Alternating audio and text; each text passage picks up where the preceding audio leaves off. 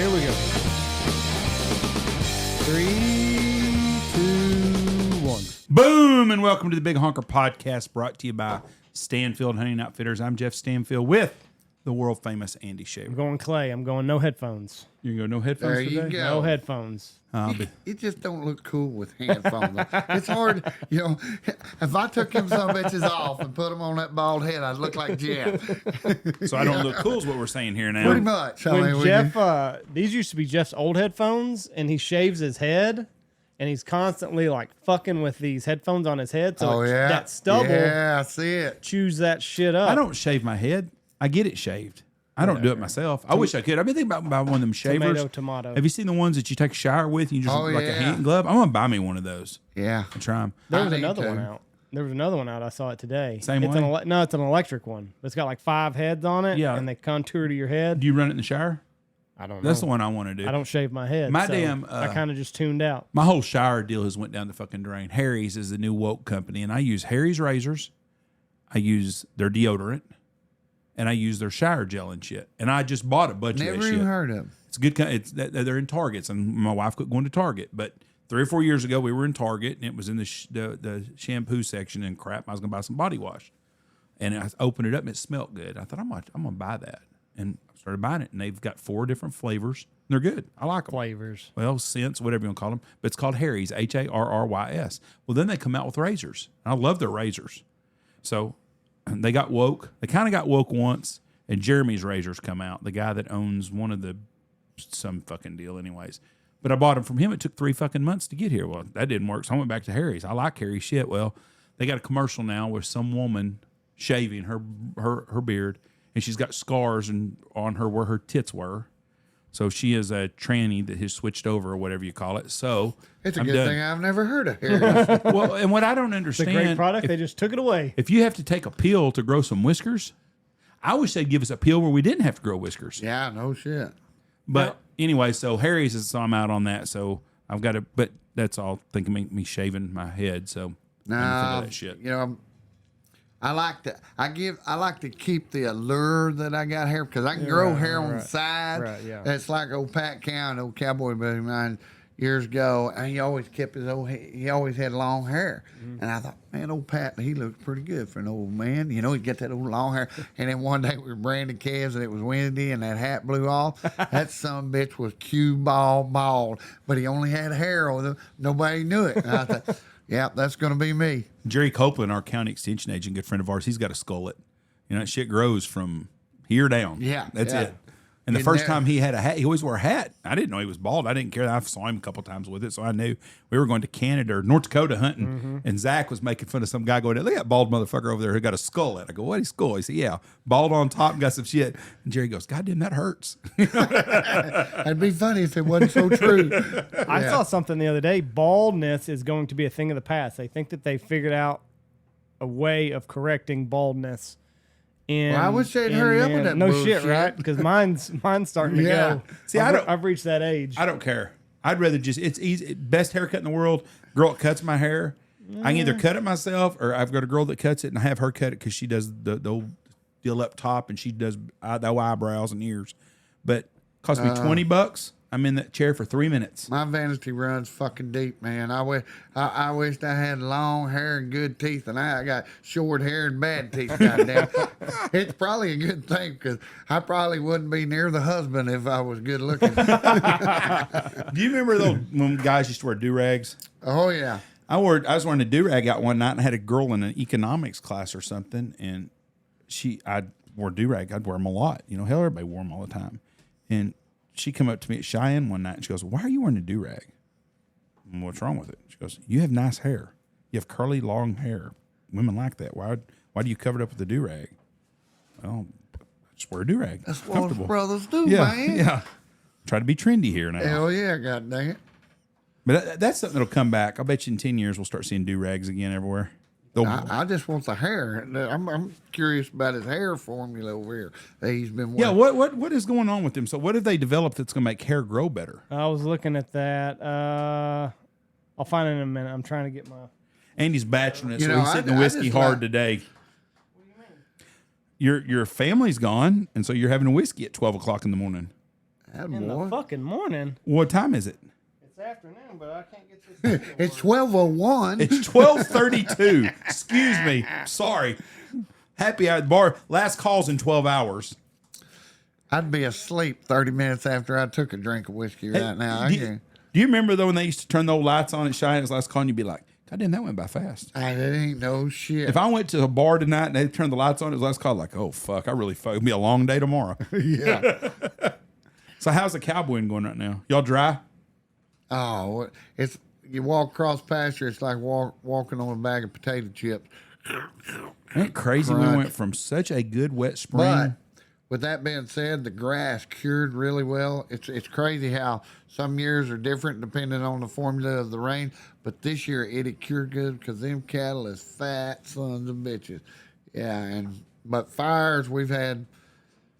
Luckily, I dug some. I had some fire guards around my pasture, and that saved my ass because we've had 5 fires along the bar ditches, and they like the other day there was a goddamn fire and the wind's blowing like 30 miles an hour in the bar ditch. I was the first one up there. A guy blowed out the tire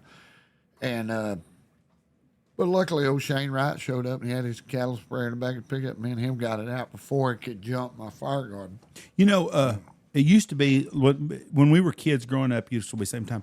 Be careful throwing cigarettes out. You'll cause nobody hardly smokes anymore. Yeah. So you don't see them fires from cigarettes. I don't know what started. I guess this was a blowout tire. Yeah, stuff. 2 blowed out tires. But we're in bad shape along the river here if we get a fire because all the rain we got in the spring, everything's fucking nipple deep everywhere. Yeah. So if we get a fire, it's going to freaking... Well, that's what's going on right now. You know, we got lots of fuel up there and shit. Hell, I was looking at the forecast. I don't think, they're calling for 100 plus for the rest of the month. The cocksuckers keep doing it because, like, I look at the 10-day and it's like 108, 108, 110 all the way to, like, the last 2 days in the forecast. And then they keep throwing, like, 91, 92. And then a couple of days rolls around. I ain't seen and none then of that it's bumped up.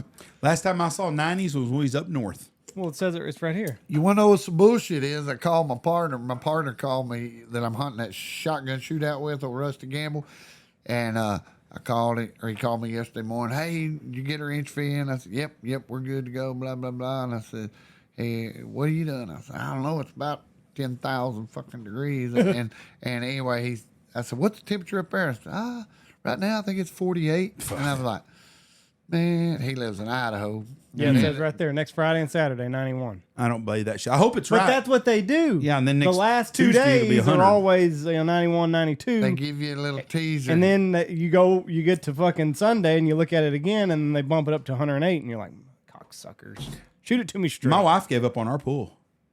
Really? She told me last night, she goes, I'm done. That's it. She goes, it's too damn hot all the time. We've had a horrible wasp problem this year. Oh, yeah, they're terrible. And she came out last night and she's like, this is just ridiculous. Can't even walk through the yard. I go, what do you mean can't walk through the yard? There's wasp everywhere. It's not like fucking killer bees, African bees. Yeah. But we do have wasp in our yard. I said, well, fuck yeah. Look around at our neighbor's yard. What is ours difference? Ours is green because we water every single day. Yeah. Wasps are thirsty. I did not know wasps will take water and take it back to their nest to the other wasp. They are swarm around that water. Like where we've got our dog bow and our chicken bow and all of our chickens, all them yellow jackets, I mean, just covered that something. Yeah. How's your snake? You still seeing him? He had it on Insta yesterday or bull snake? TikTok or whatever the fuck you had it on. Yeah, Mama found him in the... No, you had him on the front porch. Yeah, he was on the front porch, but around the room, he made it into the our laundry room because Kelly last night, she's hell, I think I got a picture on my phone, but yeah, she had old Butch. She had drag him by the tail, drag his ass out. That's a big son of a bitch. Because I come out, my buddy called me, and I was in my underwear, and I walked out, and I sit right there right beside my door, get the little planter, and I was sitting there bullshitting, and then all of a sudden, God don't mind it. Some bitch was right there. Mm. But he's harmless, but it will scare the shit out of him. But man, we've killed more rattlesnakes this year. You have? Here the other day, I had all my grandkids because Haley's moved back from Okinawa. So we had her, had every grandkid, all my kids, everybody was, and I mean, it's like Little Bighorn, I mean, them goddamn Sioux Indians running everywhere. for about 5 hours. They were everywhere in my backyard. Of course, I'm chasing them around and giving them lawnmower rides. You know, I'm the entertainment committee. And, 5 minutes after that last kid got in the car and left, we went around back, and there was a rattlesnake right there at the back porch.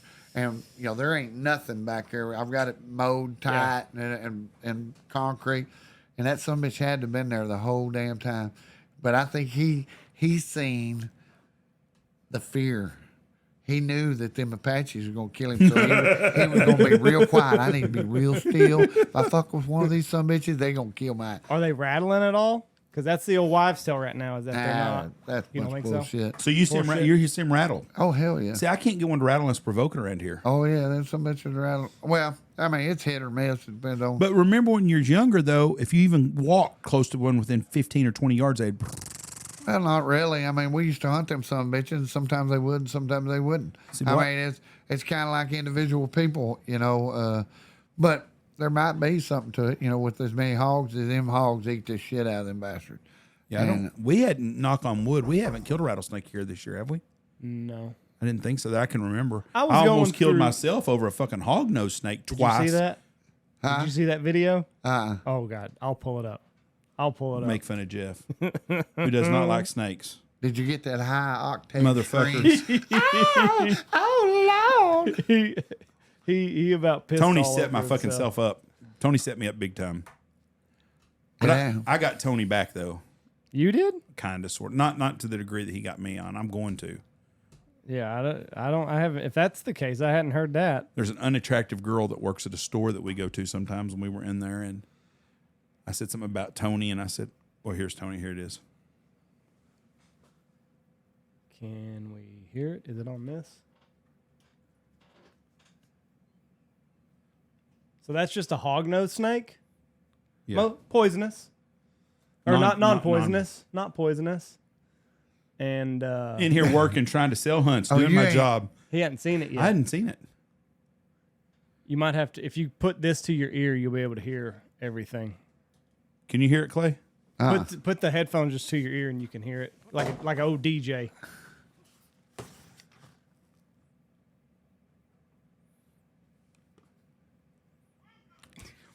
He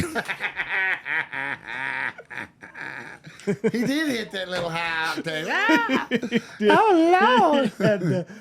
Oh, shit. That hit a different spot in your soul, didn't it? Oh, I was scared. Then 2 days later, me and Ollie were going home one afternoon. I opened the door and that motherfucker was sitting on the gravel right there by my truck. And I was like, "You son of a bitch!" Yeah, I let him go. I ain't gonna fuck with him. I walked around him.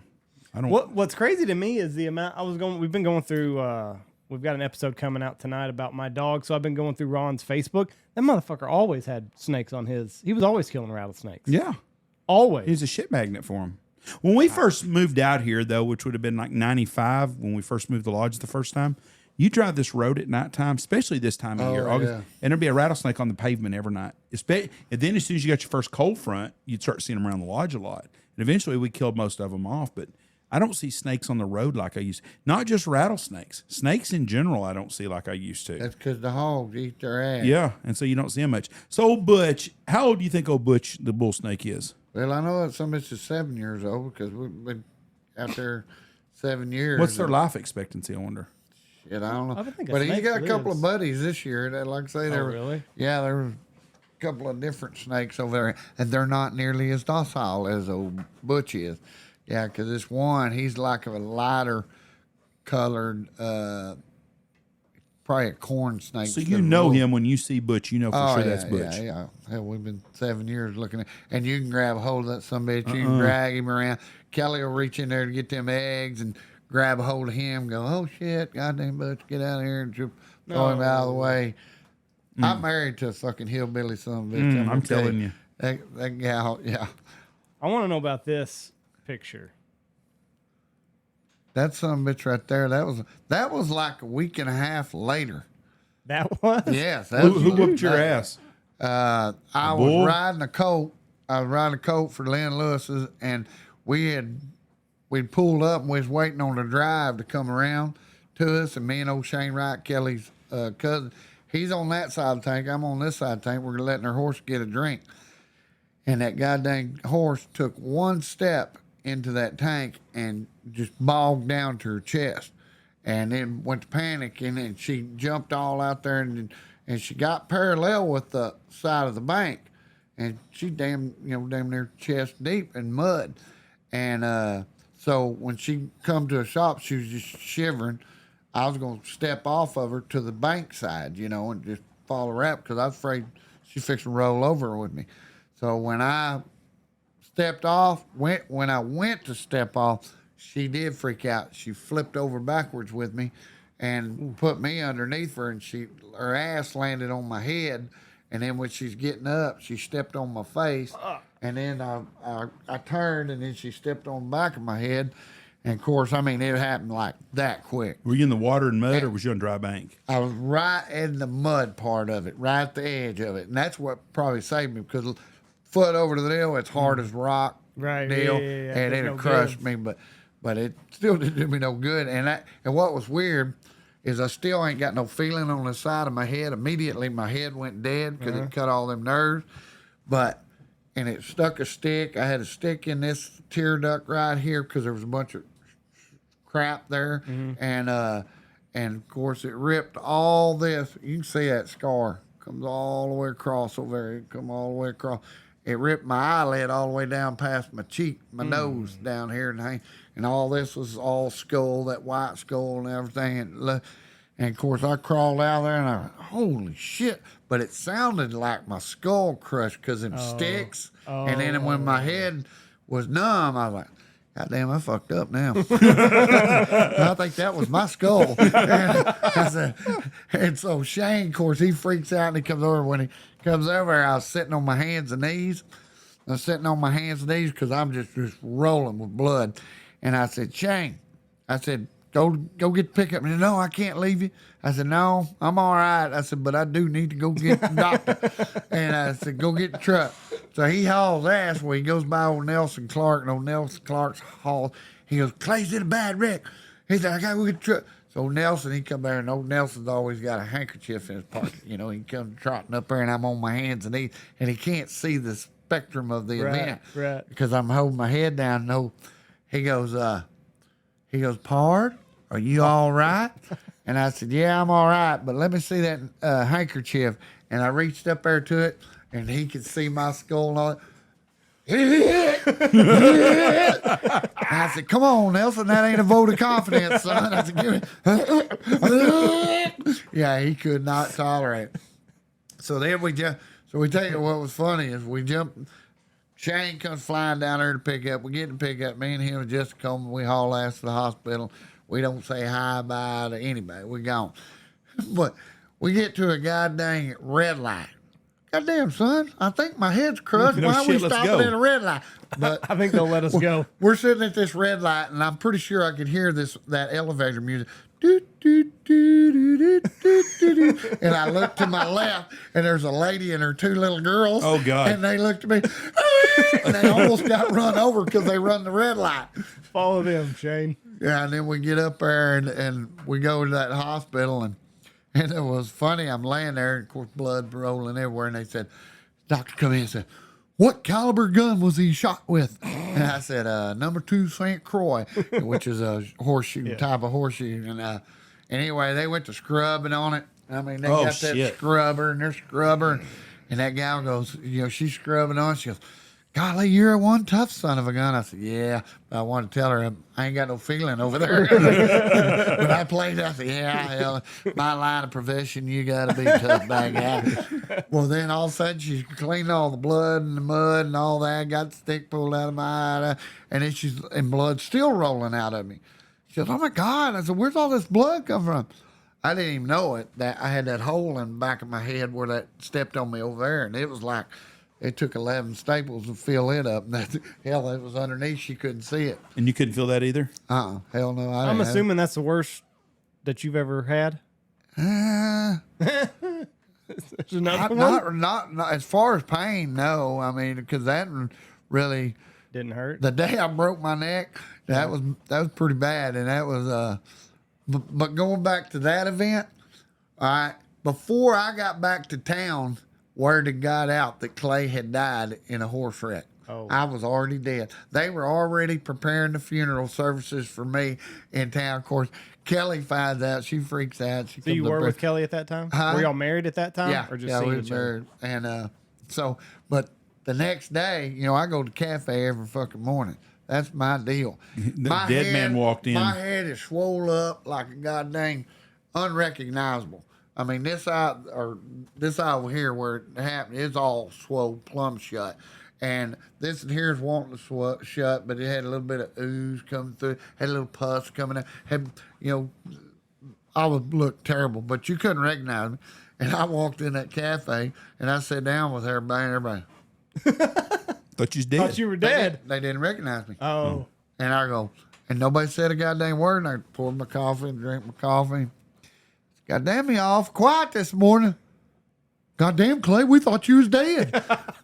Oh my God, you need to go home. That's nasty. Not happy to see you. Get the fuck out of here. With that pus rolling out of him. But, That's blood, not ketchup. it kid. was bad. The guy that sewed me up was Caesar Porta. Caesar Porta was a master at stitching. He sewed that son bitch up, and you could not see a stitch. Right? Really? I mean, it was perfect. And then I healed up, and I was playing church league softball, or not softball, basketball. The first time I'd ever been on a basketball court in church league, but I was the enforcer, you know. Yeah. If anybody got in trouble and they In did church basketball. yeah, because I mean our rival. I mean we were good, we were undefeated, and we had First Baptist Wichita with them, but we're playing Central Baptist, which is Zundy, you know, Yes. all that area. Well, they had a little redheaded guy, and he was getting ugly. He wound up knocking the legs out from one of my buddies, and old Roger Dearwater, our preacher, he goes, go to the bullpen. 23, that's your guy. That's him. Everybody's got Michael Jordan's jersey. Got 5 fouls, use them. And I beat that son of a bitch to death now. And, but one time they made a shot, and I turned to run down the court, and he turned to get the inbound pants, and we hit each other head, and it split them stitches all the way shit. out again. And I went, motherfucker, because I was so proud it wasn't going to leave a giant scar. And I mean, everybody, of course, everybody else just left as soon as it hit me. It happened that quick, and I took off. Nobody knew I had left yet. Right. And then Brian said, hell, we turned around, you was gone. And they go, where did Clay go? I don't know, but this blood trail may be an indicator, because you can see that blood across that cord just pretty good day. But no, I broke my neck. One day my dad called me. He says, hey, in the morning, can you come over and help me pin these yearlings over at the Ansel? I said, yeah, hell yeah. He'll just bring you forward. We won't need a horse. I got them in that little 5-acre trap. All right. Well, when you come up to that 5-acre trap, there's like a 300-acre wheat field. And if the cattle ain't in that trap, you ain't getting the son bitch together. Right. Well, my dad fucked up and decided to walk around these cattle and try to pin them by himself before I got there, and he winds up running them through a gate. And when they run through that damn gate, right about the time I pulled up, and they're headed to the backside of this pasture, and if I don't beat them to that gate back of that wheat field, so I unload that four-wheeler real quick, and I'm running probably 55, 60, as fast as that damn four-wheeler can go, try to get a hold of them cats. And I went over a terrace, and when I went over that terrace, there's about a 8-foot wide, 6-foot deep washout. And I hit that son. I don't remember anything, but my dad, he's in his pickup. He sees every bit. He thought I was dead. Yeah. Because I went over it, and then I hit right in the middle of that deal, which it shot me out. And then the four-wheel went around and rolled. But I hit with such force on my head. That's when I actually had hair. It looked like you'd taken scissors and cut my hair right across here. Really? Did Yeah. it split your head open? Like, were you bleeding everywhere? No. Just cut your hair? No, it just cut my hair. I didn't. Of course, I had the whole side of my head was knotted where I landed. It just folded me up. I was out cold, and it cracked the vertebrae in my neck. And hell, and my dad come over and go, "Oh my God, dude!" He thought I was dead. And then I come to him. Did I get around him? Did I make it? And I was hell. I got back on the forward. Get off that bucket forward. He wound up taking me to Electra Hospital. The horse one didn't knock you out? Uh-uh. It didn't.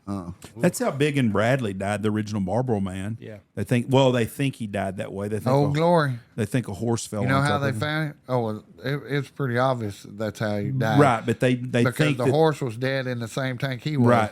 Yeah. Yeah, he's right over here, and Carl Big and Bradley, and what was bad, he The was horse couldn't get out either. You couldn't even that. I think the horse got knocked out. Only reason that they found him because him and the horse both were in the tank ground underneath because they hadn't floated up the top yet. The only reason they found him is he's the original Marlboro Man, but he smoked cool cigarettes. Oh, really? Yeah, and they found his wallet and a pack of cool pack of cigarettes on the bank, and that's when they finally went down. Because he's riding them, he could ride them colts and go down in the water. I think Danny Mac was one of them that was with him when it found him or something. I don't know. Surprised me. Many moons ago. Hell, he was 37, I think. The story I'd always heard is that there was a struggle and the horse like pawed him, like swimming and. Yeah, that's what happened. Fuck that. Yeah, because it's happened 1,000 times. That's the casualties of breaking them horses in the water. There's good parts of it. There's bad parts. They'll break them in the water. Yeah. When you take them colts in there, they can't. Your first saddling's getting on them. That's because they can't get going, and they struggle and they wear their ass out. Oh, I didn't know that. Yeah. No, I ain't getting on no damn horse in the water. Well, I'm gonna tell you what. Ever since I had my little when that happened, I will not ride my horse out into a tank like that anymore. And I got to cross creeks and shit like that all the time, but I still get a little itch over there. Because, it happened that fucking fast. And probably 5 different times since then, I've told guys, like one guy, I told him, I said, hey, man, I'm going to get my horse a drink. I said, I'd step off that son of a bitch, walk him over there to get him a drink. Because, usually you can tell certain tanks have opportunity to be real boggy. And, boy, this one was. And sure enough, that guy... It's the exact same thing that happened to me. He went up there, and that horse took one step out there, bogged, panicked, flipped over, rolled with him, and hell, it wasn't about that much water in it, but you couldn't tell it was bogging, but it was all mud. We had to rope that horse, drag it. We roped the horse, drug him out before we drove old Rowdy out. Yeah. It's crazy. There's though. a lot of it's ways. a fine line between life and death a lot of times. Oh, dude. That's not the way I want to die. Getting smothered by a horse in mud and 6 inches of water. And Margaret almost died that way. Oh, really? Yeah, John Wayne saved her in, what was that show that he was in where she was on a horse. They went to Mexico to get a bunch of gold. Her ex-husband her widowed husband had some gold, and she went to go. Yeah. I can't remember the name of it. I watched it the other day. God dang it. I've been on an old movie kick. Bloody River with him is a Train good one. Robbers? Train Robbers, yep, is the name Do of it. you know who, the old show Rawhide? Mm-hmm. All right, Mr. Favor. I have no idea what that is. Mr. Favor was the trail boss on that deal. Here's a little piece of knowledge for you, which nowadays none of the kids, they never seen Rawhide in their life. Right, but for my guys in my life, hey, you do what Mr. Favor says, because Mr. Favor's the boss. That's one of them deals. Hey, you just do what Mr. Favor said. And one day I said that, and I said, boys, y'all better pay attention to Mr. Favor, Mr. Favor. Of course, then I thought about it. Ain't none of y'all even know who the hell Mr. Favor is, do you? And I told them about him being the head guy, trail boss on Rawhide. And then one day I got thinking about that, and I was trying to think his name, and I read up on him. Well, his real name was Eric Fleming. Eric Fleming, and he used to be a gang member in Chicago, Illinois. Well, he stabbed a guy in Chicago, Illinois, so he had to run from the law. So he left and went to California, and he was working on a construction company down there. Well, one day they bet him. He was always gambling and betting on little thick shit like that. Well, one day they bet him he couldn't put this 200-pound weight lifted over his head. And so he did. But when he did, he dropped it and it fell on his face. And he had to have reconstructive surgery on his face. So the face that you see on Rawhide ain't even his real face. Really? He's all had it redone. Well, he got healed up over that, and then they were building something on Paramount Pictures yard. And Well, one of them actors was coming by, and he got mad at the women and said, "Hell, I guarantee you, I'll bet you my paycheck that I could go in there and get the part before you get the part." And the actor said, "All right, I'll take that bet." We went in there, and he lost, and he had to give the actor his paycheck. So he started taking acting lessons that pissed him off. And the first part he ever tried out for was the role of Rawhide, and he got the son of a bitch. So then that started his deal. But then he couldn't swim and hated water. But he was doing filming a movie called The Dugout Canoe. And in the movie, there was a scene where he was in a canoe, a dugout canoe, with this actress, and it was a river scene. Well, you didn't have CGI stuff. Yeah. You had to go out into the river. Yeah. And this was a swift water river where they were doing this scene, and he didn't want to do it, and he wound up doing it and drowning. And that was the end of the goddamn dugout canoe. I watched a movie the other day, and it was terrible, but really good at the same time. And I don't know how that makes any sense. It's called Babylon. Oh, that's one you told me to watch. I didn't tell you to watch it. Isn't it Margot Robbie? Margot Robbie and Brad Pitt, but it's yeah, you did. You told me 3 weeks ago, right on this podcast. I said I was watching it. It was awful, but it was really good all at the same time. It's three. You just like the good part was Margot Robbie, right? She doesn't even show her tits in this one, but that movie sucks. It's a bad yeah. It's 3 hours long, so I had to watch it in like 3 different settings. It really sucks now. Yeah. But it's the setting of it's when Hollywood transitions from silent film to motion pictures with audio, with voices. And like Brad Pitt's like the famous silent movie guy, and like who's Thomas Edison in this movie? I don't know anything about that. Well, he's the guy who transformed from silent to... Margot Robbie gets famous like the year silent pictures are no more. So like, she rises and falls, but all it is partying and drinking and drug use and some silent pictures. And Kemp Street Warriors, by guy. Was Fatty, what's his name on there? I don't know. The famous actor then was Fatty. I don't think this was a okay. It was just... One of the big famous guys murdered a lady. He was a famous drunk. His name was Fatty or Chubby something, and he's a famous actor in the 1920s. The opening scene is this lady is standing over a big old fat guy. Fat guy's naked, laying on like a Persian rug, and she's taking a piss on his face. That's old Fatty.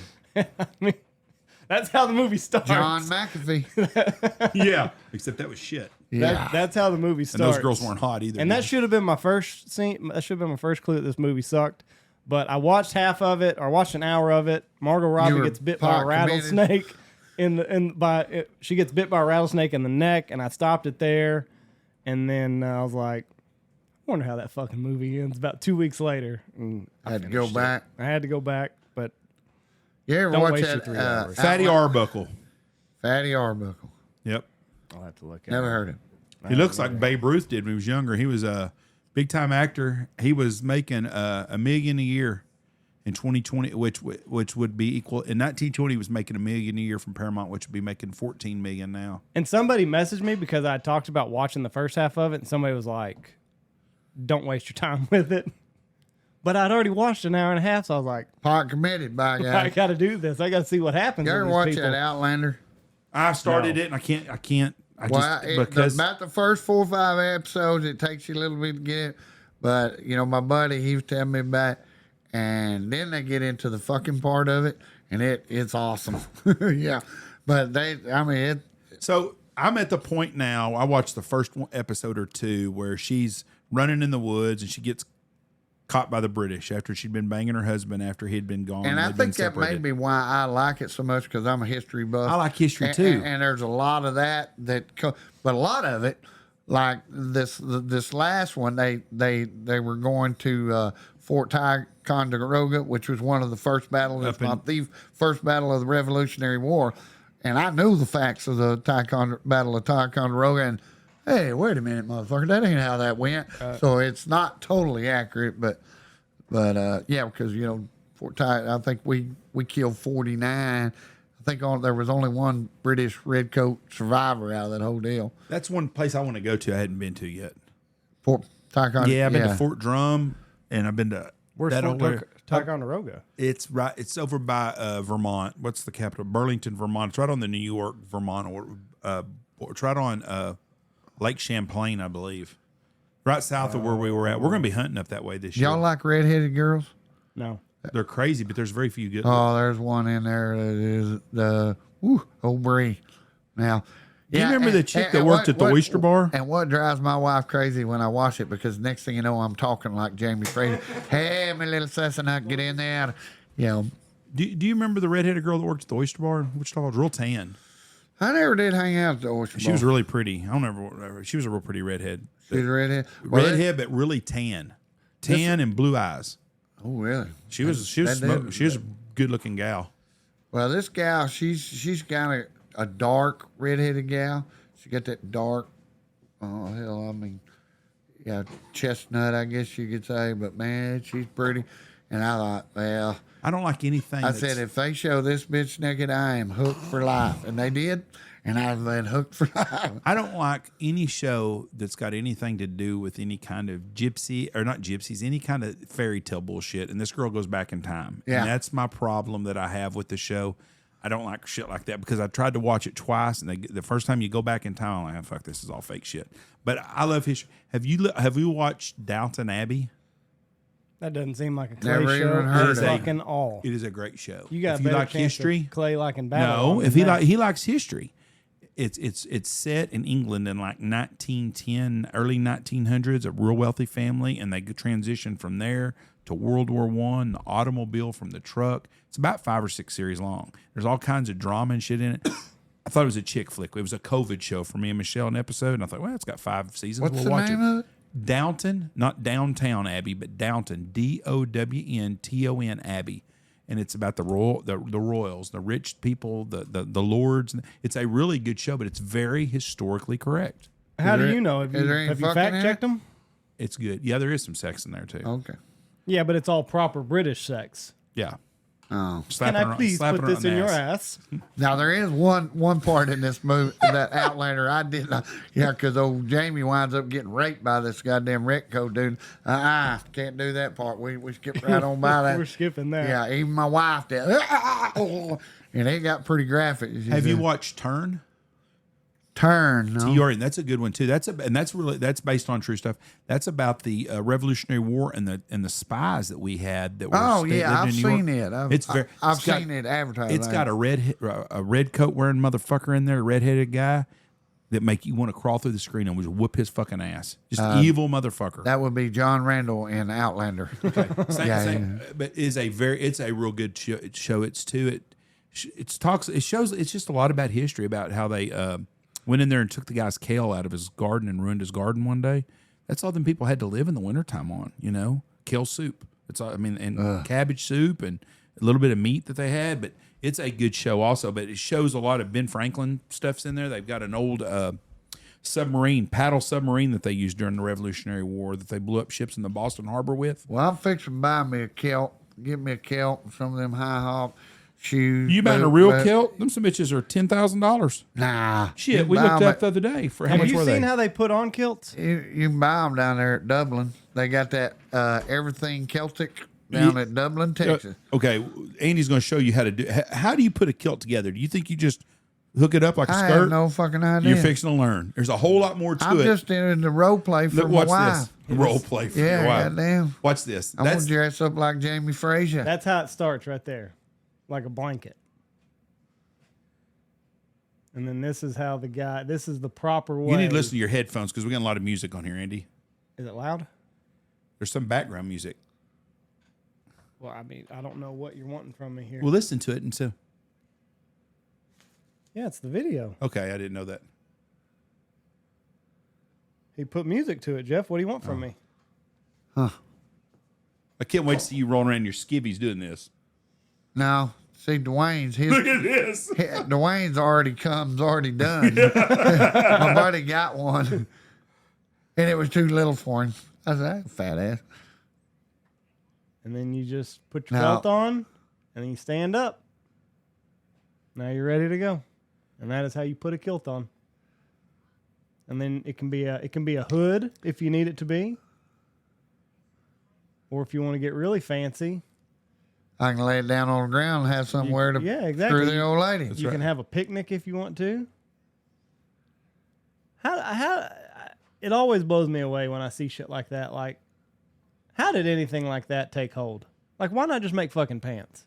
I guess it's easier to just have one piece of fabric and have all these people do this. Now, how much is real kilt? They're $2,000 or $3,000, aren't they? I don't know. How much are they at this Celtic place in Dublin? I know they're not that high. So what's your bottom? What's the top dollar you're willing to pay? You gonna pay $1,000 for a kilt? Fuck no. So what are we talking? $50. Yeah, we're $50. So you're a Walmart shopper for a kilt. Goddamn right. Okay. I'll go make me a kilt. I don't have to be an official one. I just want it to look like one. And I gotta have that white jersey top on with the leather swell color, my goddamn bulgy muscles hanging out. Are you gonna get your socks? I gotta get me a wig. No, I want the boots. With boots? I gotta get the boots anyway because I'm going to Mountain Man Rendezvous, and I'm working on them deals. I watched The Revenant the other day. I hadn't seen it ever. It's a great movie. Yeah, it was pretty I can't believe I went that long. Speaking of Celts, have you ever seen Devil's Brigade? You've never seen Devil's Brigade? It's a great World War II movie. It's about the Canadian Special Forces trained with a bunch of our fuck-ups in Wyoming somewhere.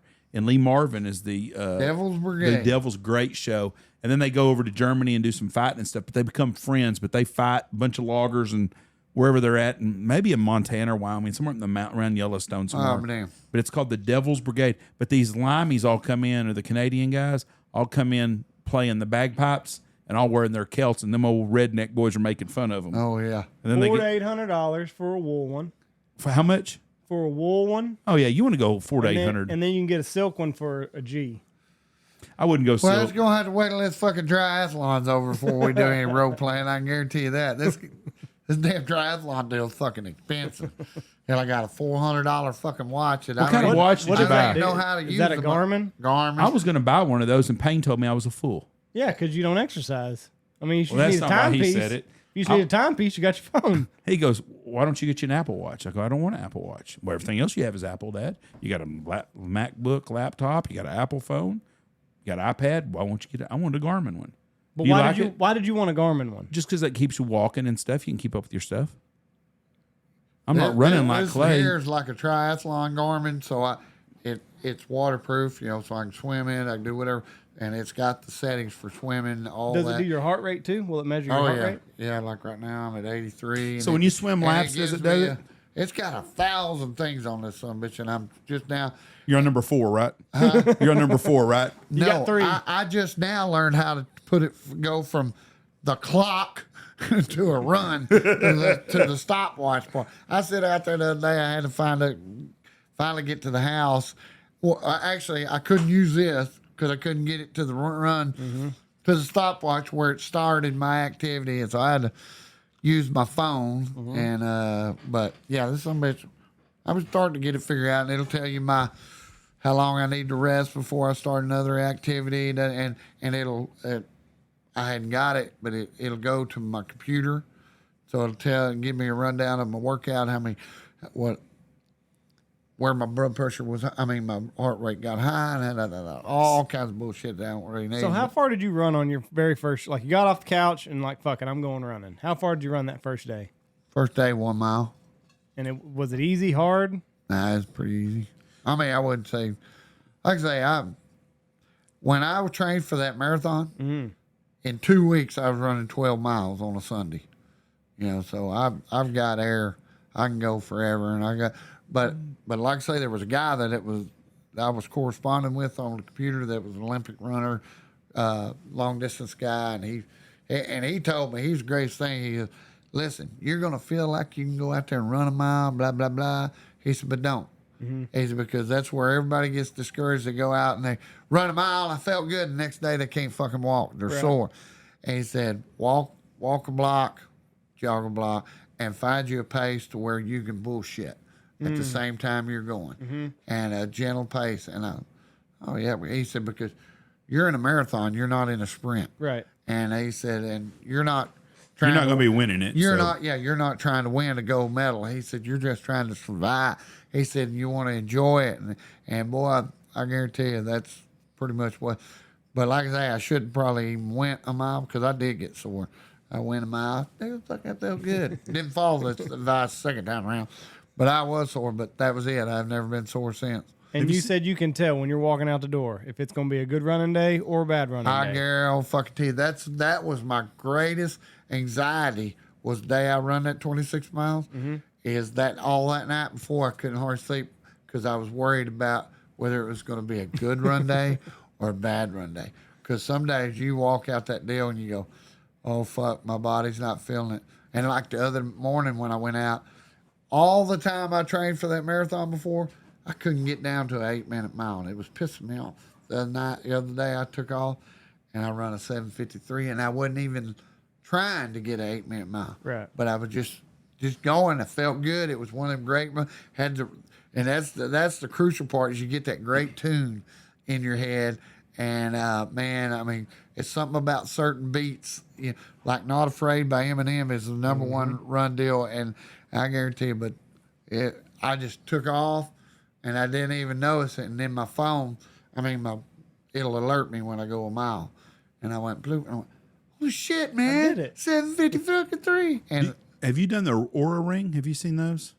the what? It's an Aura ring. It's just a ring you wear, and it's got you wear it, and it keeps up with your blood pressure, all that stuff. It's just a ring. I have one. When I started walking, I need to start walking again. I used it and I liked it because it kept with your whole pace during the day. Where the miles on your phone, you don't always carry your phone with you. Yeah, like me, I got how many miles? One of those. Yeah, I got 10,000 steps already. Yeah, but you go your steps, but your phone you don't have with you. But this ring was really good. Yeah. Would it measure your steps and everything? It does everything. It keeps up with everything you do. The only problem is if you masturbate, it looks like you really put in a good day today. I'm gonna fudge these numbers a little bit. That ring won't last me a fucking week. but that's an Aura ring, and I bought one of those, and and they're good rings. They're nice to do. You just I don't wear rings. I gotta wear a fucking like get 24 over your finger. But that was the really good deal. But it was a lot easier to keep up with your stuff, and it was a lot more accurate than the phone was. But I've been wanting to buy me a Garmin. I'm going to start walking. I've got to start. Been doing setups every night. I've got to start doing walking, and I want to buy me. But I want a Garmin ring, and of course I get the big shutdown from. But if you're just like him, I don't think Apple. I don't know anything about an Apple Watch. I don't want an Apple Watch. Too complex. Okay. He's just now figuring out how to fucking get to swimming on That's that. $400. Apple Watch is $1,000. That's $600. It's fucking not. How much Apple are they? Watches aren't that much. No. They're probably about the same, I think. But I you bet know they're what? the same. You're Get like what you me. want. It's like, thank you. I appreciate it. It's my money. It's like a laptop. Someone sits down my laptop and they're like, oh, you can do all this. I'm like, how the fuck can you do that shit? I can look at the internet on it and check my emails. That's about it. Yeah. I don't do all that other shit. It is crazy, like how a good song. Because I was working out today and I was listening to a podcast, and like, I switched like Eminem, the old standard, and like I fucking kicked it into another gear. And that's crazy. It is funny how the last song that you would imagine Clay Reid listening to, because there's this one song by Harry fucking Styles. Really? Yeah. And I mean, what's the name of that damn song? And then Coldplay's got a really good song. That's a good running song. It's called Harry Styles. one of them's called The Scientist, and one's called Are you the only one at the cafe listening to Harry Styles? Probably. I'll fucking tell you that. And Apple Watch 320. I didn't even know he sent it. Yeah, look on Harry Styles. I think it's The Scientist. Either Coldplay or one of what's the other motherfucker. So you don't listen to any of the old fucking 80s rock and roll when you're running? Some, but like I say, you just got to find that one.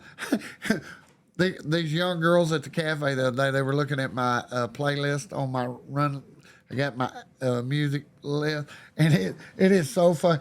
The first one is Kiss, Made for Loving You, and then you drop down and you go into Black Eyed Peas.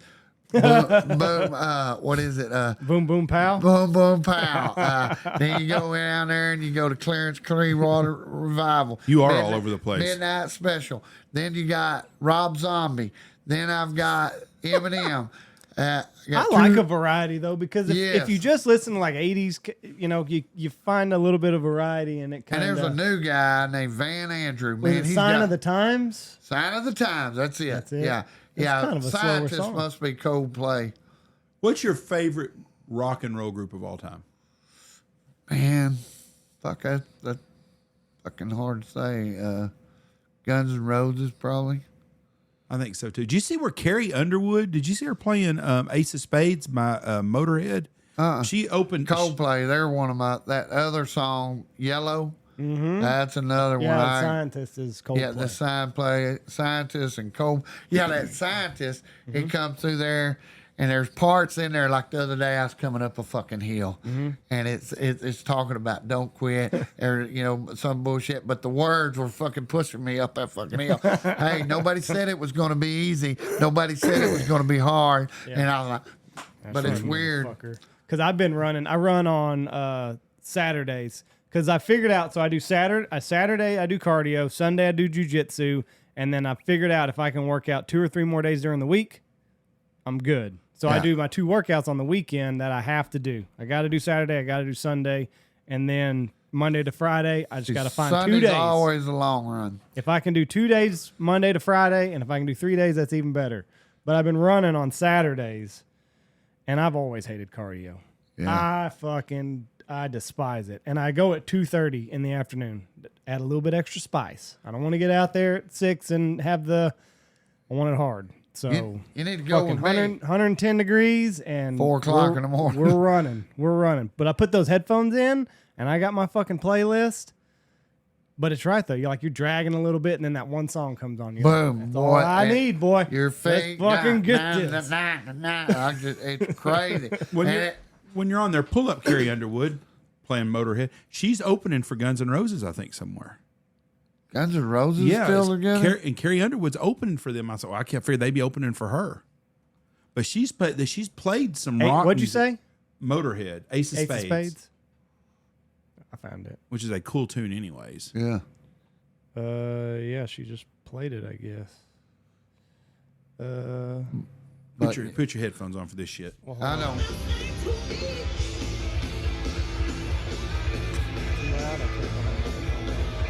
I've never heard Ace of Spades.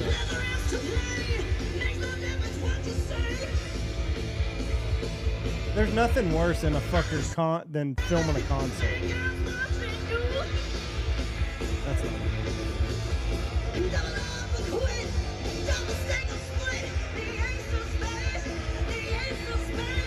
Okay. She's a whole lot better looking than that last son of a bitch that sang that song, I can promise you. Yeah. I'll be damned. I think she is opening for freaking. They said she played Guns N' Roses. She's been playing a lot of hard rock lately. I'll be damned.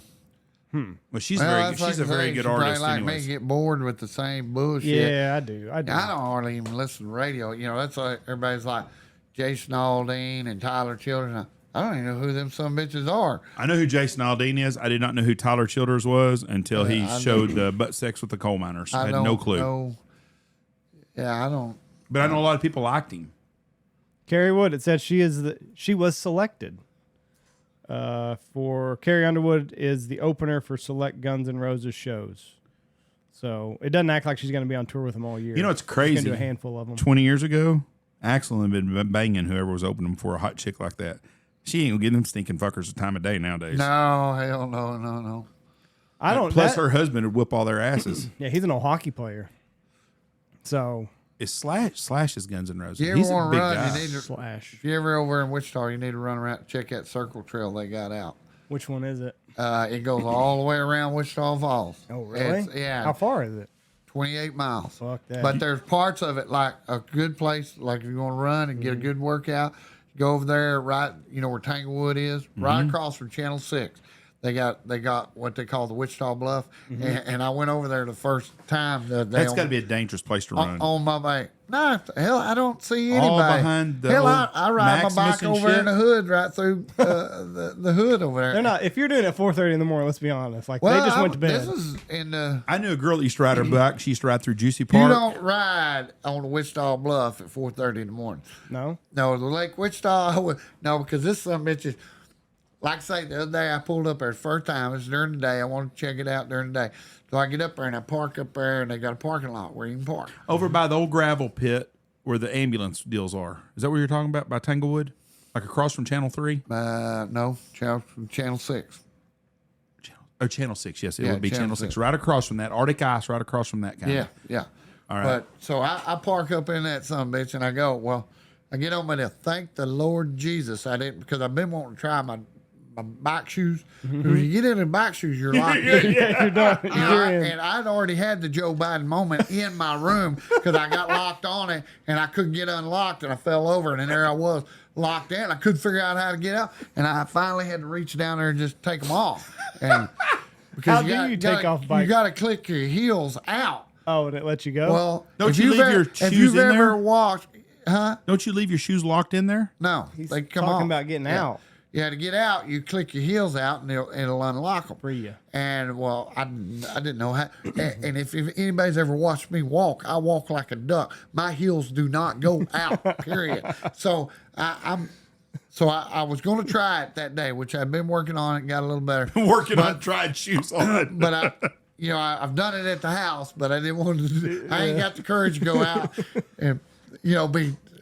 Archer County man was found on melted the to the trail. pavement. Yeah. And so anyway, I get on there somebody and I just kept my tennis shoes because when I take off, there's 3 trails. 1, 2, 3. Yeah. Nothing says nothing. So I said, well, I'll take the right one. Well, it goes down and dead ends. And I was like, oh, fuck. And it happens quick. Come around a curve. Right. Shit. So then I got to come all the way hill. So I take the middle one. It does the same motherfucker. And so I go, God dang it. Finally, I get down to the other one. But I mean, they got some really badass hills. You can haul ass, but then you got to come up. Ooh. But I went, and it'll take you damn near to Lucy Park before It doesn't go all the way through there then? No, they're working on it. They ain't working on it right now because it is straight dead end. You got to go all the way back to Loop 11, get on the Seymour Highway to go to Lucy Park, which they're supposed to get it. Like I say, it can't be more than 500-600 yards. Don't Juicy Park have a trail too? Yes. That's what I say. You can go back and go to the Seymour Highway, but you got to get on the road. Mm-hmm. And I don't like that. And then you can go to Lucy Park. And then from Lucy Park, you can go all the way over there to the Hood. All the way down. You go all the way downtown. Rosewood, MLK. It goes all the way past all that.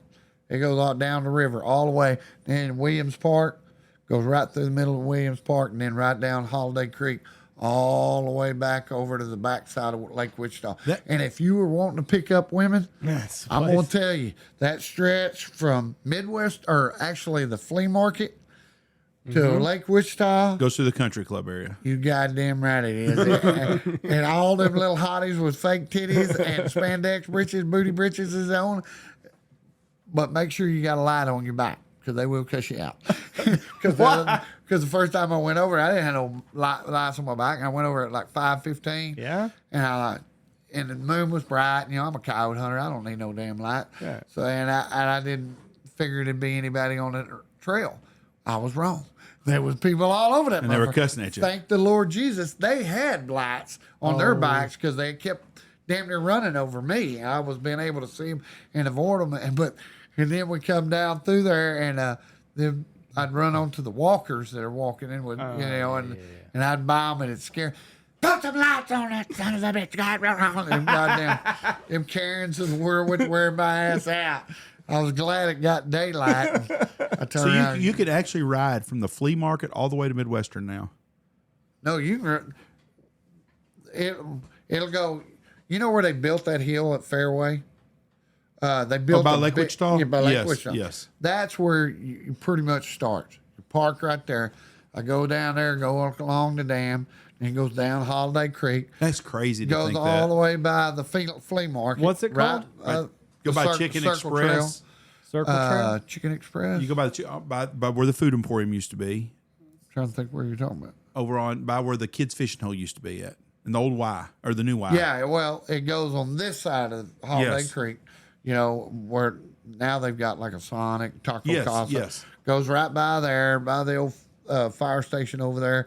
Goes all the way down by Weeks Park, or Champions, and it goes through there. Goes all the way through the country club. Wichita Falls has spent a lot of money doing things like that. And it's good because it's real wide. It's got benches you can pull off. It's got restrooms and water. I mean, it's nice. I mean, You know what's crazy is even all the way over there in the hood, you and know, it's safe. Even the areas that are bad now is not the hood. Yeah. Yesterday, I was in Wichita, and I came through. Gosh dang, I wish I'd known you was coming here. Had you pick something up for me. I did not realize how bad when you go the far end of Kemp Street, how bad that shit is. Like by where Acme cleaners and all that shit. That's some shit. That's as bad a neighborhood as there is anywhere in Wichita Falls now. Yeah, matter of fact, you know, over there on the east side where you used to have all these Bad, yeah. tore up. Now that, I mean, they've got it cleaned up. You know, Flood Street, everything on Flood Street is gone. demolished and gone. It's all clean. They got it. I mean, it's pretty nice over there. And that trail goes right through there, Wiz Park. I mean, it's just nice. Yeah, it's crazy. And downtown, have you been downtown lately? No, I haven't been down to Wichita. Oh in my years. God. So you can do this. You can do all of this green basically if you want to.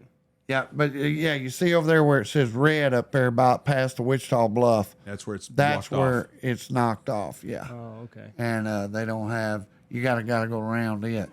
But yeah, that Wichita Bluff and like I say, it was good until I had to turn around and come uphill all the way back. But that's a 28-mile trail. Yeah, all the way around it. I think Well, it's- Wichita Falls is a big biking city, always has been. Yeah, well, lot of that right cyclists. there, that'll save a lot of people's life, and it's very because You know, I could on probably roads. name How many roads do you have to cross there? 5, 10, none.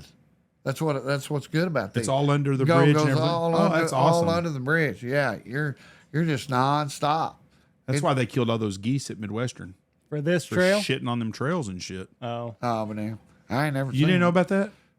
Yeah, They gassed all them geese in the middle of the night. I Yeah. think they killed 300 birds or Yeah, I some heard shit. about it. But, I heard they're all back now, or a bunch of them are back. oh, I bet I hadn't seen any though. I run on the track because I like to know exactly how fucking far I've gone. I don't You want 28 any. miles. See, I Well, hate fucking. I you hate do. fucking. My track. wife hates it too. Like if she's Yeah. gonna run, our country club has they have a walking track, Yeah, we spent some money here at Knox City. and I think it's a mile all the way across. But I like to know like quarters, and I do the whole. I think ours is 1.2. Is it But it's a great golf cart That's path. the good thing about this. This tells me on all that when stuff. you've gone there? Yeah, it'll Like give me. because I can do a quarter, and then I'm like, all right, however many more. Because I do what I usually do is I get a pretty good pace, and I do 1-800, another 800, and then a quarter, and then I do some sprints at the Yeah, end. this will give you your splits. You know, so you can. Hey, you need to pick it up. Oh Right. shit, I went slow on that one. Are you going to ride in the hotter than hell? No. fuck Why? no. It's 100 miles. A good train. I was doing the hotter than hell before it was cool to do the hotter than hell. Back in that was about shit, 80s, early 80s. I was young. I rode a bike from Iowa Park.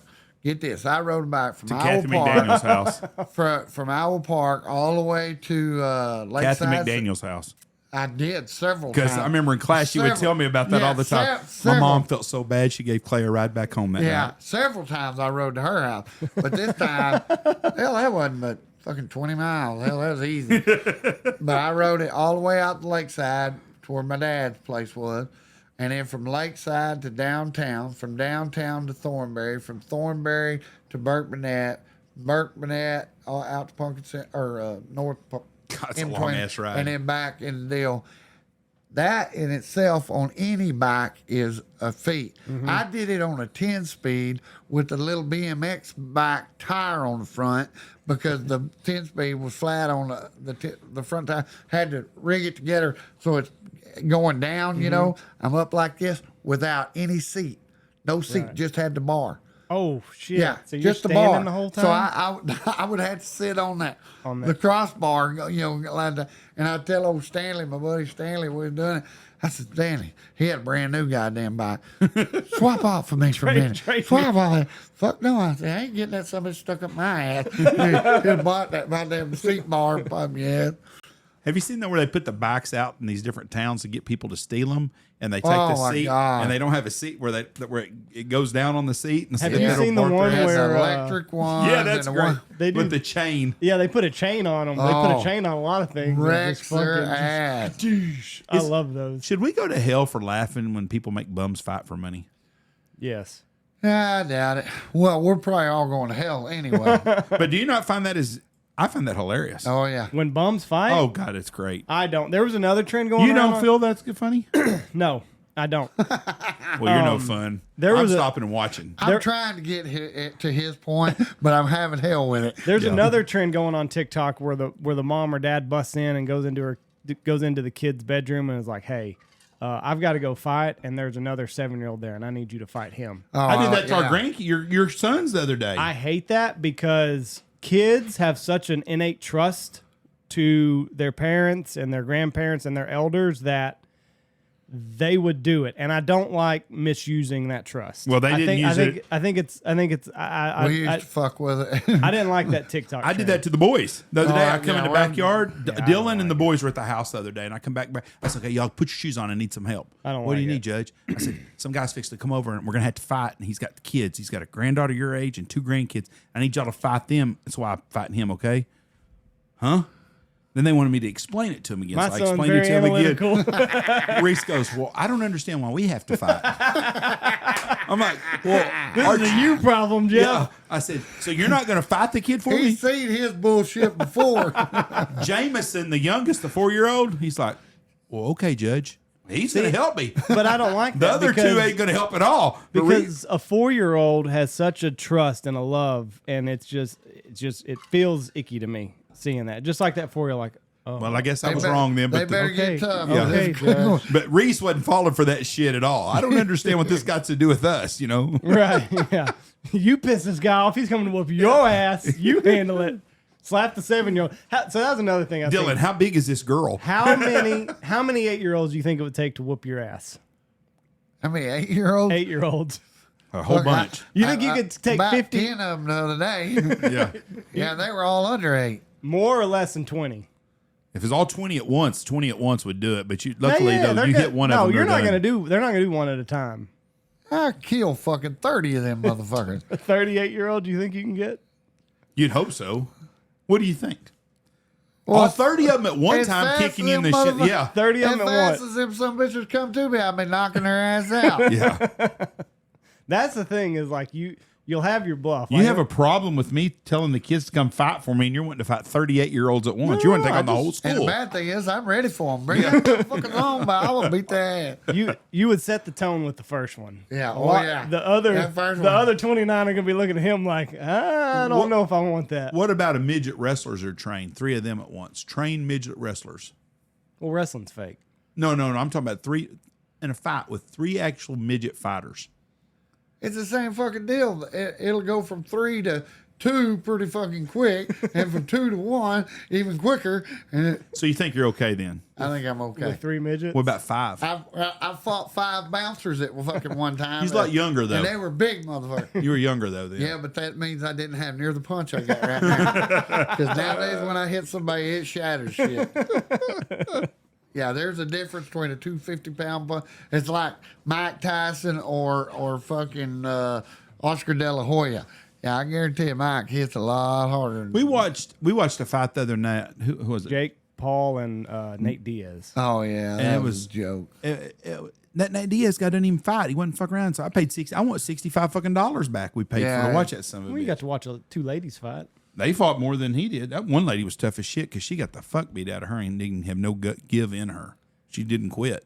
But I I don't. like them old tough man contests. Them motherfuckers. Well, nowadays that's what the UFC has turned into. Guys know what the fuck they're doing. Yes, it is. It's tough guys. The tough man contest, that was just a bunch of drunks in a bar fighting. Yeah, there was some guys that could fight then. Don't You're kid goddamn right yourself. there There was was. some fighters. Would you stay sober when you were doing those, or would you have a couple drinks? Oh no, I was fucking cold sober.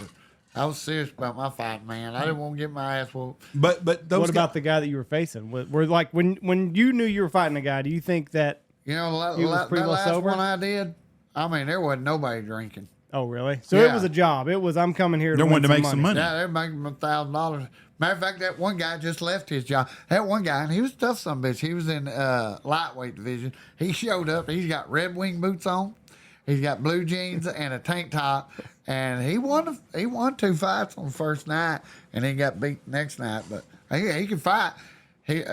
I think he motherfucker had to work for certainty. He had goddamn that damn plastic shit all over his damn Red Wing. But no, there was some bitches like old Rodney McSwain, the guy that won the heavyweight division I was in. Now this motherfucker, he wasn't no drunk. He was Really? a fucking professor. He had a cut, son of a bitch. Now me, I was fucking cowboy right off the couch, you know. But goddamn, I made the final 3, and really, What happened in the fight against him? Just gas tank run out? I didn't fight him. You didn't? Thank the Lord Jesus, I did not. Oh, really? No, because I fought a black guy, and he was a boxer. He was a pretty good boxer, but me and him got out there, and I mean, we went toe to toe for fucking 3 rounds. But in the middle of the second round, I hit him, and I had him in the corner, and then he kind of got on me, went to try to grab me because I was bam, bam, bam up the face, and he grabbed a hold of my arm trying to get a little air, and I went like this and just threw him through the ring. Of course, when he went out, he's on the judge's table, and I climbed through that fucking ring, and I went, how's it going? I got him down. I knew if I got him down, that I won't have to fight no more. And I'm already tired. And then his goddamn little brother jumped in. Come in the other side, jumped on my back. There was melee for a minute, but finally got out. But while I had him through that corner, I hit that fucking turnbuckle and fucking overextended my, we call elbow. Yeah, that fuck. Oh my god! So I couldn't use my right arm for the last fight. But like I say, it was a good fight either way. Even if I'd had my own, we just stood toe to toe, just teeing off. How heavy are the gloves? Are they like UFC gloves or are they boxing gloves? I think they were like 16 ounce. So they're boxing gloves. Like Yeah, You don't have your fingers or anything. No. They're fucking heavy motherfuckers. By second round. Oh yeah. That's what's crazy when you watch like the professional boxers, like the amount of punches that they can throw with those heavy gloves on. Oh yeah. Like you can like shadow box with boxing gloves on, and you get fucking tired. You goddamn Quick. right. That's and they're going 5-10 rounds or whatever. There's a huge difference between a boxer and a UFC guy. I guarantee you that shit. If a guy like Mike Tyson, if they would have had, me and Andy used to argue about this all the time. Chuck Liddell was the heavyweight champion, I think. Is that right? Mm-hmm. UFC guy. Mike Tyson had beat his ass because Mike Tyson would have hit him once, and that'd been the fucking end of it. Don't think so. But Mike was a different animal. You don't think so? Chuck Liddell ain't never been hit somebody like Mike Tyson. Because Mike would have gotten tied up so fucking quick and been on his head. Boxing is one aspect of the UFC. Just like if Nate Diaz fights Jake Paul in a UFC fight, Nate Diaz ain't making it out of the first fucking round. Nate Diaz Jake Paul's not going to make it out of the first fucking round. Jake Paul is not Mike Tyson. I understand that. Mike Tyson had a lot of dog in it. He'd bitch fucking ear off. And Nate Diaz is not Chuck Liddell. So ain't going to stand up there and box Mike Tyson. No. Yeah. He's going to wait for Mike to throw a punch, and he's going to double leg him, and he's going to be on top of Mike so fucking quick. Now, if Mike were a trained MMA fighter and had more than one aspect to his game, you're right. Mike would be very, very dangerous because that's what made Chuck so dangerous is Chuck was a wrestler, but he also knew how to throw punches. So even if he got into a scrap on the feet, Chuck was a good enough wrestler. He'll just dump you on your head and beat the shit out of you on the ground. So Mike would have to have more than just one sword in the fight. Well, Mike would have been better trained, but I don't think anybody could have taken one of his punches.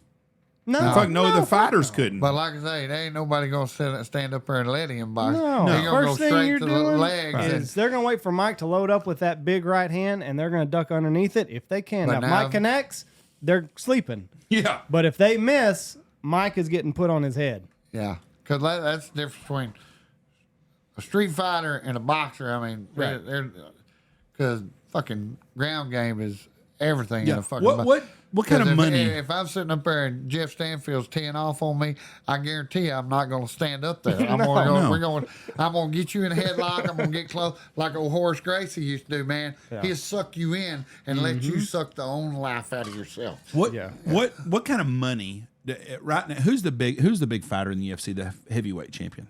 I don't know I know John Jones is coming. Okay, back, John, and that's Chandler Jones's brother, right? Yes. Okay, that guy. What's he making? $3 million for a year. John Jones UFC. I'll look it up. And what does the guy? What's the big guy from England? The gypsy guy that's the big fighter now. What's that boy's name? Tyson Fury. Tyson Fury's making $10 million a fight, isn't he? Probably so. Jones says is likely to receive a guaranteed $2 million purse. There's not near as much money for that. And then he'll get some bonuses if he perform. A lot of guys, I think, if I've got this right, it's half and half. So you'll get half you'll get $2 million guaranteed to show up, another 2 if you win, and then like if you get fight of the night or whatever, it's more. But money. like Tyson Fury, he's going to fight twice and make $30 million in a year, and probably maybe more than that. Right. But they also showed Tyson Fury because he had talked a little bit about maybe fighting John Jones, and they showed his grappling. Tyson Fury was getting taken over by guys that were half his size. Oh yeah. Yeah, some guys don't translate over like that. No, and he's not one. That No. can do He's it. goofy looking anyway. Yeah, I mean, he'll box the shit out of yeah. you, but he's Is an he going to awkward- fight in a boxing match with Tyson Fury? I mean, with I don't know if it's Jones? going to happen at all, but Jones said, you want to get in the octagon, you know where I'm at. So there were like some clips of Tyson Fury like grappling and stuff, and there was like, I don't know what he weighs, but there was like a 170-pounder that kind of knew what he was doing, and he just fucking, boop, I want that's it. to see him do every other round. that would be good. You You would know? have to figure out the gloves Yeah, situation. Logan Paul wanted to fight the other day. We're going to box the first round, but then the second round, we're going to wrestle or do whatever the fuck you want to do. Yeah, But 'cause it's two different deals. It's like Conor McGregor. I can't stand the guy. He's a hell of a competitor. There's no doubt about it. But he didn't have a chance fighting Floyd Mayweather. There's no way. I mean, that guy's the greatest one. Remember when it all first come out that Ronda Rousey was going to fight Floyd Mayweather? Oh, she'll kill him. Floyd Mayweather beat her fucking ass. First of all, no man needs to be fighting a woman anyways. There's nothing to gain by that. no. I mean, there's nothing fucking- at all. It's ridiculous. Yeah, or that you're talking about fighting Tyson Fury. I fought Tyson Fury when I was a freshman at Ryder High School. There was this guy, I think his name was Jeff. I didn't know him, but he was a fucking giant, 6'8", big giant son of a bitch. And we were at a bus stop, and he mouthed off, blah, blah, blah, blah. And all of a sudden, out of fucking nowhere, he tattoos my ass. And he got fucking reach on me about this long. And I mean, boom, immediately it swells my eyes shut. And then, of course, I'm going to stand up him, because that's just the immediate reaction.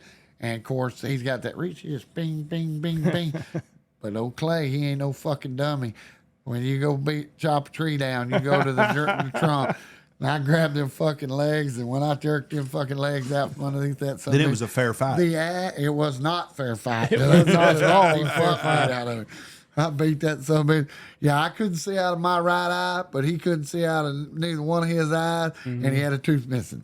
I'm going to switch it up a minute. Have you watched The Hard Knocks, the new one with Aaron Rodgers? I don't hardly watch any TV. I thought it was If it really... ain't Outlander or Alone or Grit Channel. I thought it was really good. Andy and me. I thought Aaron Rodgers come off really good. I liked it. So here's Tyson Fury. He's actually grappling Nate Diaz's brother.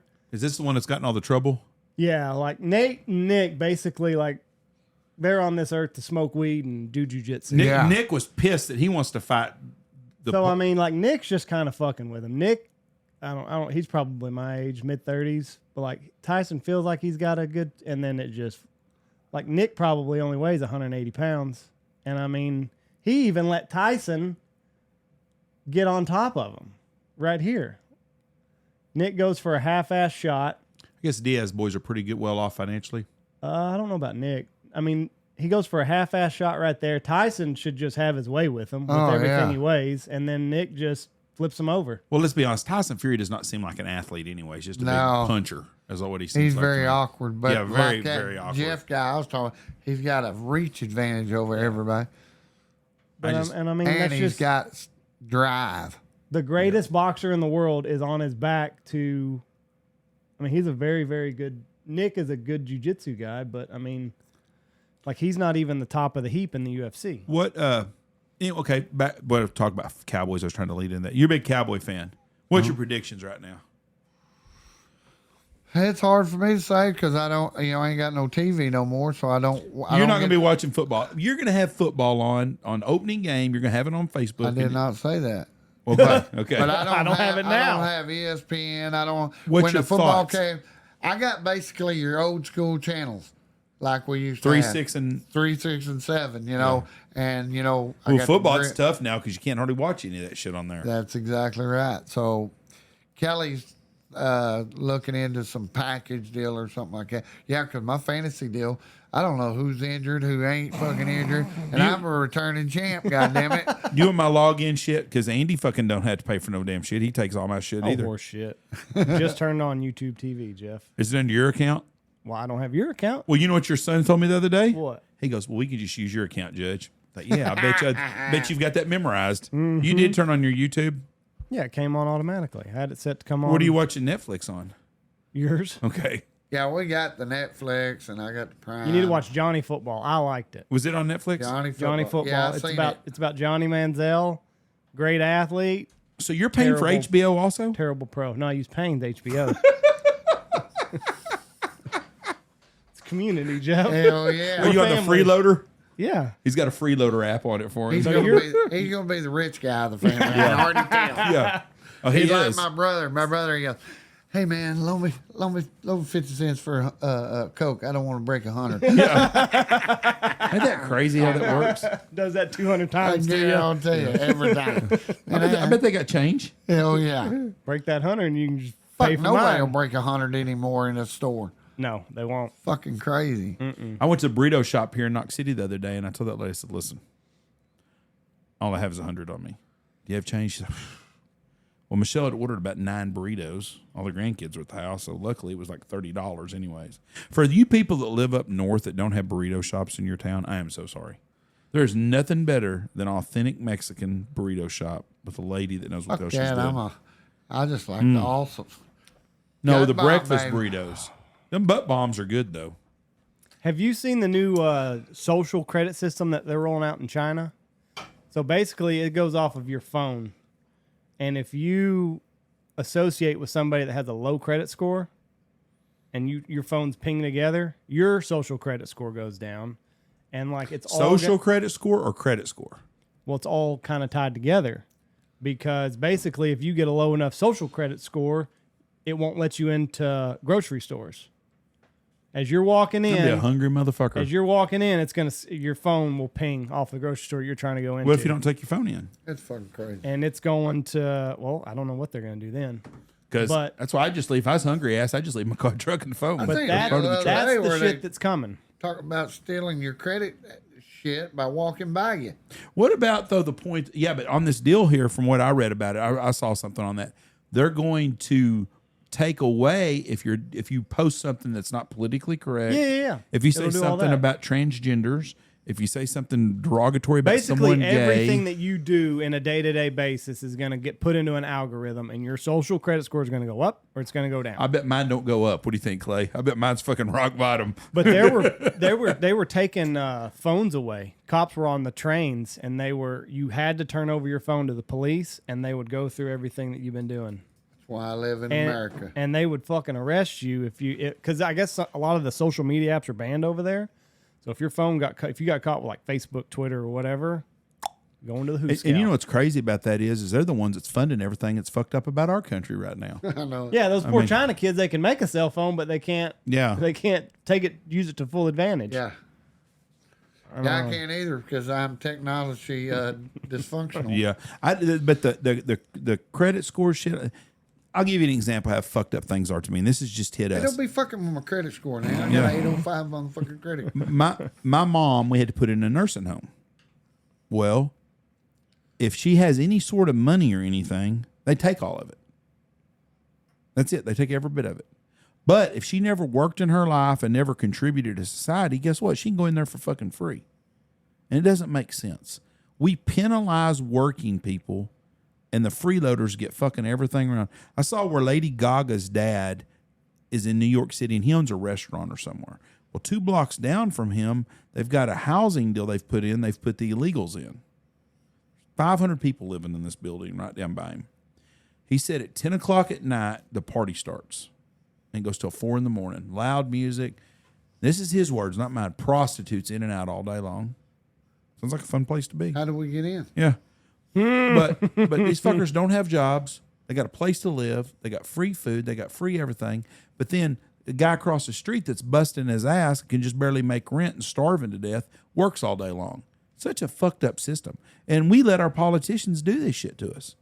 But this deal with my mom just really started to think about that. You work hard your whole life and you scrimp and you save up some money for a nest egg.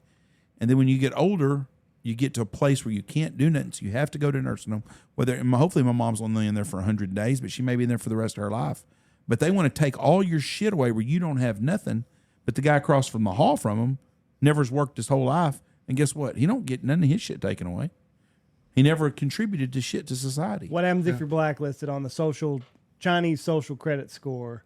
Your Lou found out he was on the name list of dishonest persons subject to enforcement by the Supreme People's Court, not qualified to buy a plane ticket, banned from traveling some train lines, buying property, and taking out loans. Nothing no warning, no nothing. Just cut him off.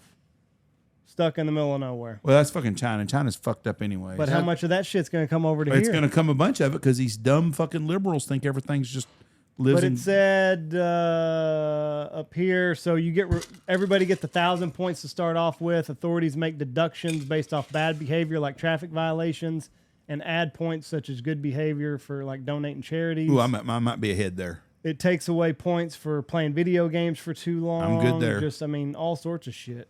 Hold on. Private projects such as Sesame Credit hoover up all sorts of data on its 400. They can be shown on other companies. You know what the good thing is? I'm old and I don't give a fuck because probably none of this is going to affect me.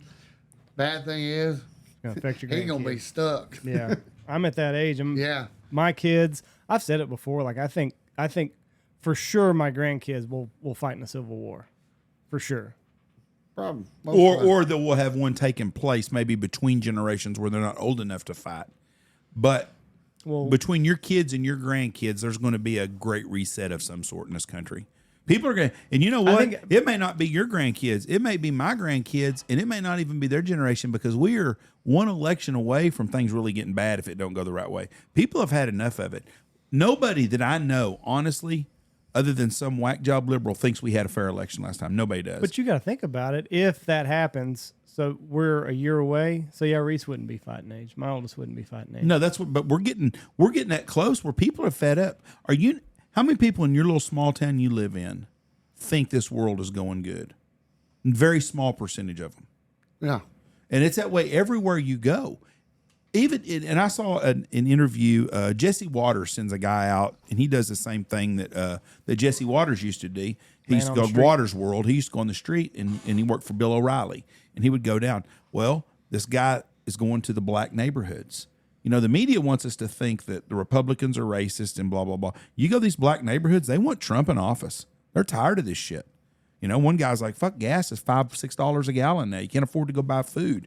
You can't do this. People know. The media can keep a line all they want to, but the people on the streets at work and stuff and buy things, they know how shitty is. And I think we're really getting close. And I think there's one more shitty fucking election and all this. You know, at 1 o'clock in the morning, Donald Trump was winning 4 or 5 states. At 3:30 in the morning, he's losing by all these so-called mail-in ballots and shit. Well, it's fucking cheating. People know it.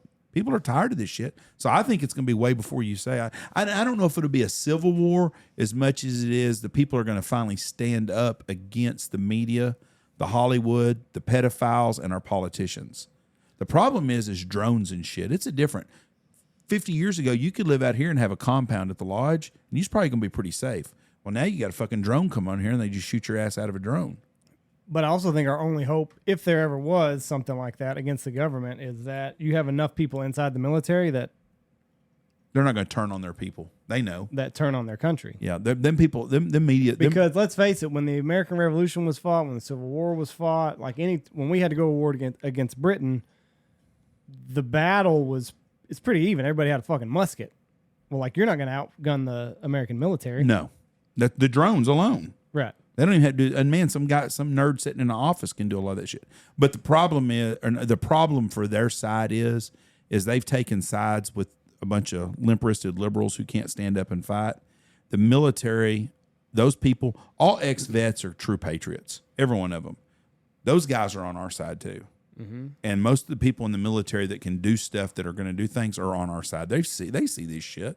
Everybody does. The problem's in Washington, D.C. Every politician I know, even at a state level, is a guy that goes off to Austin or whatever, and then they get wealthy. I want to know why Ken Paxton. I have not gotten a story. Why did they impeach him? I don't know. I just saw something about him the other day. I didn't even know it was a thing. Yeah, he got impeached. I'm like Clay. I hadn't had TV in fucking 6 months. He got impeached. And I've been happy to do it. And my only thing is why the fuck did y'all bring me down here to talk about Ken motherfucking Paxton? But I mean, at the cafe table, we got a rule. We No talk politics. about nothing but hunting, fucking, and fishing. and anytime they start talking about politics, I want to leave. But you're in the cowboy there's nothing business. I'm gonna be able to do that's gonna change a fucking thing. And I can sit and whine about it, but That's true. I don't understand why Ken Paxton was let go. Something I happened. don't even know who Ken Paxton He was our is. lieutenant governor. Yeah. And I didn't know about this. Or Attorney General. Until the other Attorney General. Yeah, attorney general, and he got impeached. I don't even know why. But that's the thing that I did, and I loved it. It was great for my mental health. I turned my TV off after the Super Bowl, and it just came back on because of football. But I don't And watch. I've been happy That's as a lark. basically what the deal I is. haven't fucking looked I don't at the watch news, the news, but I look I at ain't Twitter. watched the news in so goddamn long. and I was happy to do it. You don't ever look at Twitter or nothing. I don't have Twitter. You do TikTok. I do TikTok. So let me get your. Okay, here we go. But You're a I got an TikToker. Al Gore, or what do they call that? Al Gore. I don't. None of the that new algorithm. shit comes up on mine because I go by it so fast. Does flat Earth shit come up on your news feed? Flat Earth? Yeah. No. About the Earth being flat? Well, Okay, I've never seen mind. it, but like I You say, scroll it's another past one it? of them I go right past. You scroll past it? I go past the big girls that are shaking their booties, and you know those are ones that stop, or coyote hunting video or something like that. I saw a video I the tell other- you what, though, I mean, even that goddamn TikTok bullshit is. That's about everything on there. Is you can't hardly. It's gotten real stupid. Yeah. Used to be kind of entertaining. There'd be some funny videos on there, and there still is.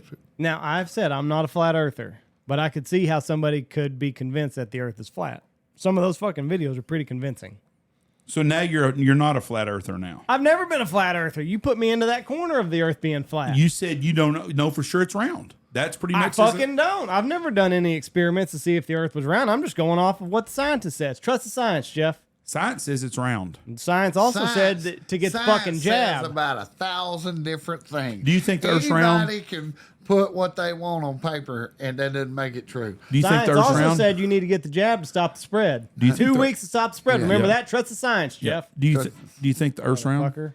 Me? Yeah.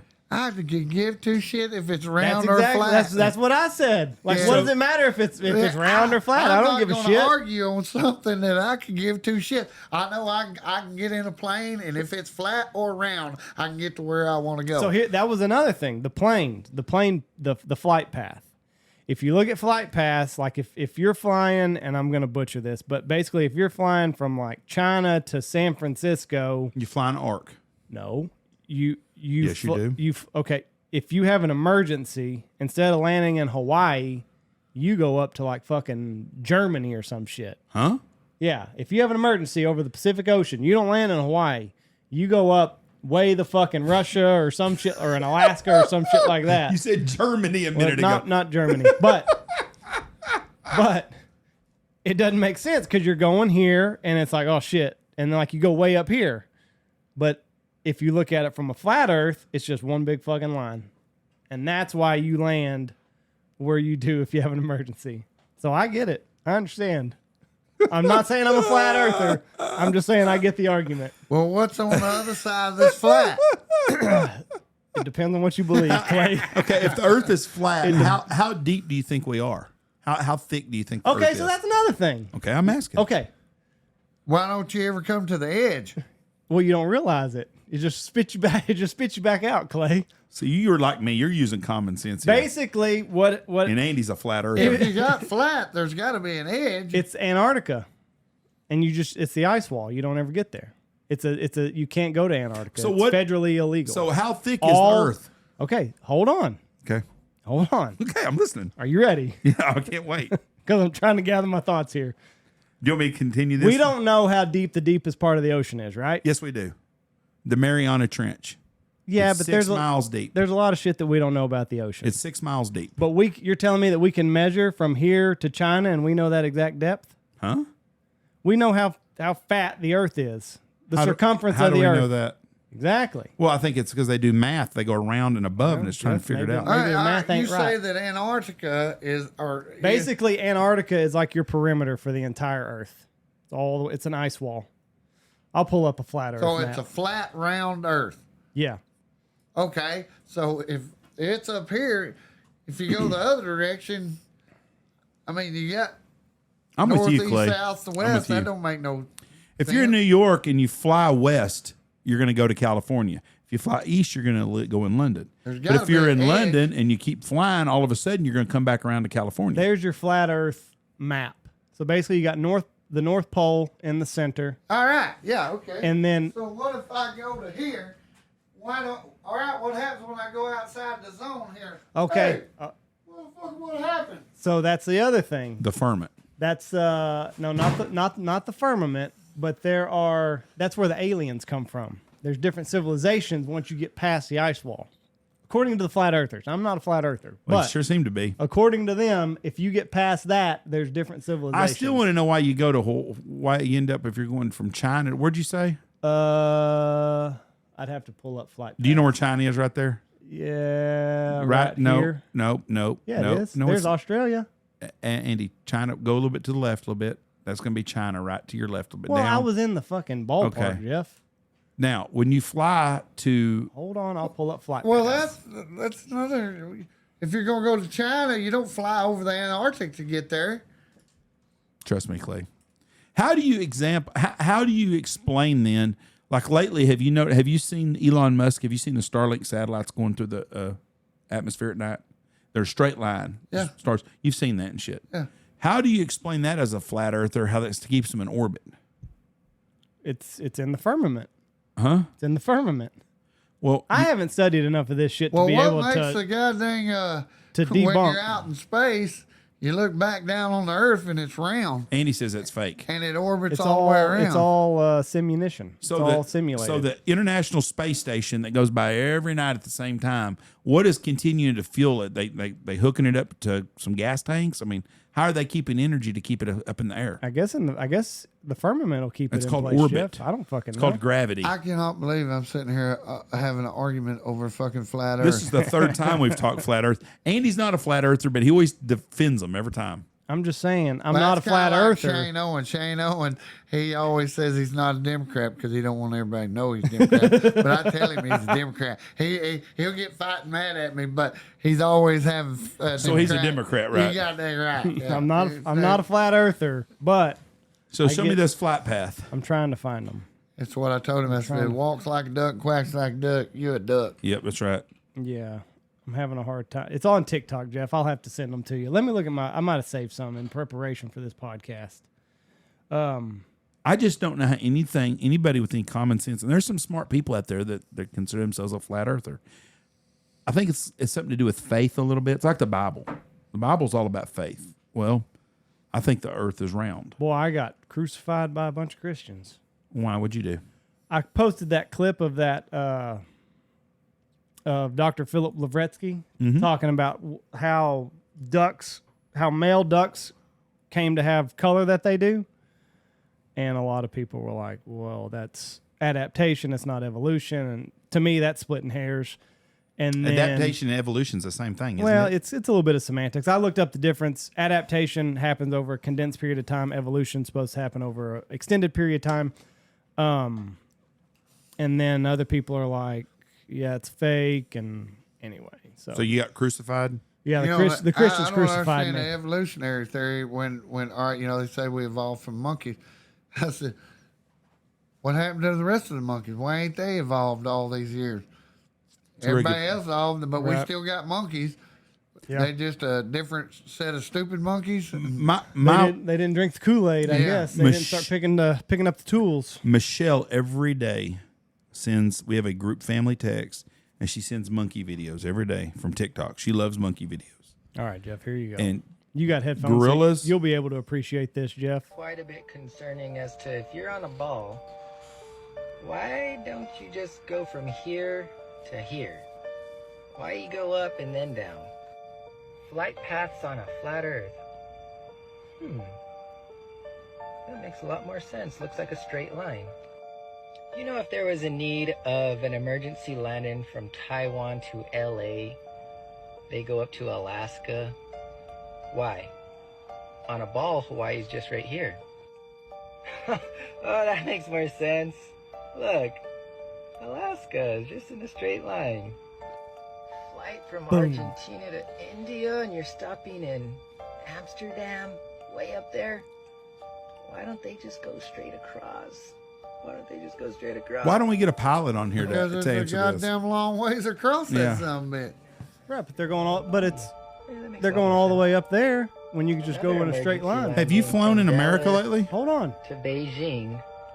On a ball, they go up to Calgary. Yeah, that makes sense. Yeah. Dallas, I rest Calgary. my case. I don't have to say Beijing. another fucking It's a thing on straight this line. podcast. And I'm just So, gonna keep so pounding you're Yeah, saying yeah, now you're a said flat nothing. earther. I'm not saying another thing. I'm not. No. I'm not a flat earther. So at you're all. listening to. It makes sense when you look at it on a flat Earth map. That's okay, Andy. They fly planes flying an arc. From Melbourne to L.A., if we have an emergency, we're going to Alaska. Well, I've never flown from Melbourne to Alaska. How are Because they it's flying? goddamn 18 million miles. You can't have fuel in between there. And But you're flying right over Hawaii. Why not just stop in Hawaii instead of going all the way up to Alaska? Okay, we need to get a pilot on here to explain this. This would make things a lot easier. I do not have my pilot's license. Do you, Clay? no, but Okay. my son-in-law does. and There he you go. So flies you're all over that you're mother- taking my stance on the flat Earth. Well, No, I'm not not a at all. pilot, so I can't comment. I'm on not this. I'm not saying that. I'm just saying I know they fly an arc. Whatever. I flew to fucking New York City the other day, and I flew fucking through North Carolina. That ain't a straight flat from Dallas. I've drove the same fucking path from Dallas to New York City. I flew over North Carolina to go there the other day. Why didn't we just fly straight to New York City? Maybe the weather, Jeff. I don't know. Or like me, I left fucking Roanoke, Virginia, and I had to go down to Charlotte, North Carolina, then over to Jackson, Mississippi. I went to 1,000 different places. But this was a nonstop flight I was on the other day, and there was no weather. But we didn't fly straight from Dallas to New York as a line would do. We went all the way around. Why? I don't know. I don't have a clue. I don't know what the flight plan is. But it wasn't because the fucking Earth is flat. Yeah, exactly. Well, and there's the difference there's a bunch- between going across the Atlantic, which is shorter distance, and they go in straight lines across there, but it's a hell of a lot shorter across the Atlantic. Hey, this than- is the video I was going to show you. that Almost one all time. flights that come into the United You might not States be able to from see the it. On this Orient side come is through sharks. Alaska. Can you see it or not? Yeah, there they are. Look at all those fucking sharks out there. I can't see shit. You can't? I see people. See I people see over the- here, and then this is all sharks right here. I don't see shit, I see Andy. blue fucking Yeah, I water. see blue. I don't. Maybe not. I guess that's a flat Earth map. No. I wonder if I can drop this a little bit. But this is why you don't go in the water, Mr. Clay. Yeah, you're exactly right. Everybody's just enjoying the beach, Did and I- they don't know that their fucking life's Yeah, going to that's end. that's a discussion on one of my triathlon groups. Are you doing the ocean? Last night is that's why they were talking about, and one guy was like, "Hey, when y'all are in Florida and y'all are swimming in these lakes, aren't there alligators?" Oh yeah, but they don't mess with you. They don't mess Yeah. I said, yeah, they're not going to have an opportunity to mess with Clay. So where are you going to run your triathlon at? Salem, Oregon. They don't have sharks and they don't have no damn They got grizzly bears. alligators, but they don't It's in a swim lake? very often. It's in a River. The Columbia River. No, I don't think it's Columbia. We had cold rough running some bitch. When is it? But What that's month the is good it? part because we're running. The swim is with the current. What month is it? July. That'd be nice up 23rd. That'll there. be nice then. Oh yeah. I'm doing. See, I was fucked up, and I was going to go to St. George, Utah. And, because I was like, man, I want. Alaska is my end deal, but it'll be 2 years before they have it. So anyway, I got to look. I was the day before I was to enter the St. George because I'd been looking. I thought, man, that looks like a cool place to go. Fuck, hotter than shit. It looked like a bit. Well, That's the desert, isn't it? Yes. Well, it could be anything. They have a lot of variables, and it's right on the other side of the Grand Canyon.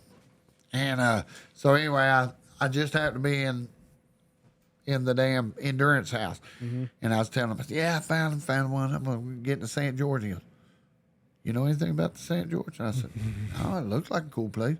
And he goes, well, the year before, they had to shut half the bike off because they had 60-mile-an-hour winds coming through there, and it's all uphill and all downhill, even through the run and all that. He said last year was like 112 degrees during the run. Oof. I said, okay, looks like we're not going to St. George. and then I got on my group at the house and said, hey, anybody know anything about St. George? And that one guy's like, I've done 17, and that's the hardest one I've ever done. I said, okay, I'm out on St. George. So we looked at Salem. You go with the current. Yeah. Through town. It's a flat ride and a flat back. It'd be, but the good thing is by the time I get to it next year, because I think I'm going to do Fort Worth I'm going to do a bunch of smaller ones. You are? Working my way. Yeah.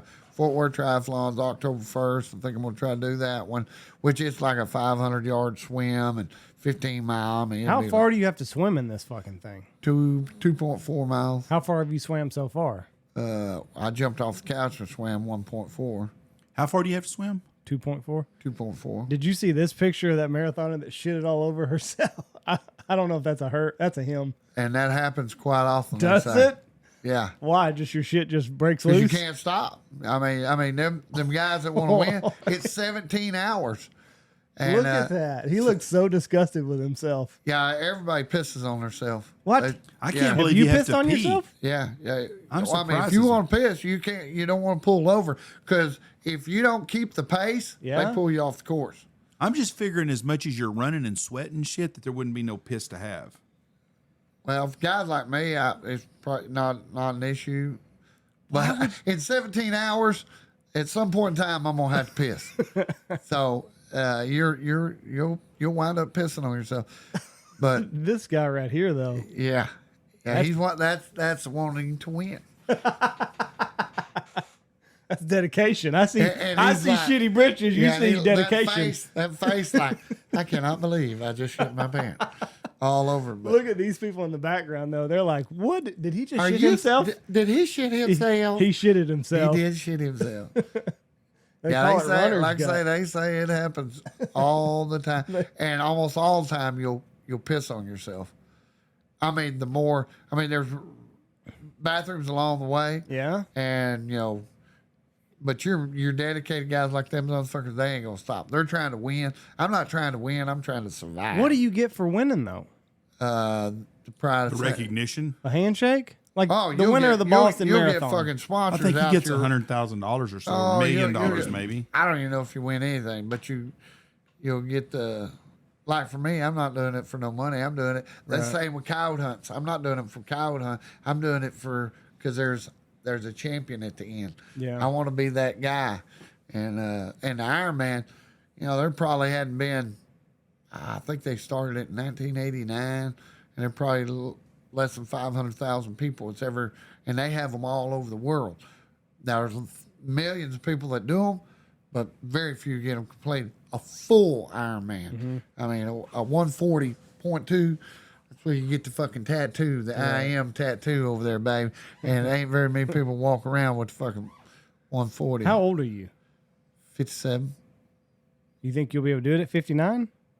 Me? You're 2 years away from Motherfucker, Alaska. I think I can do it at 65. I don't give You a do? fuck. Yeah.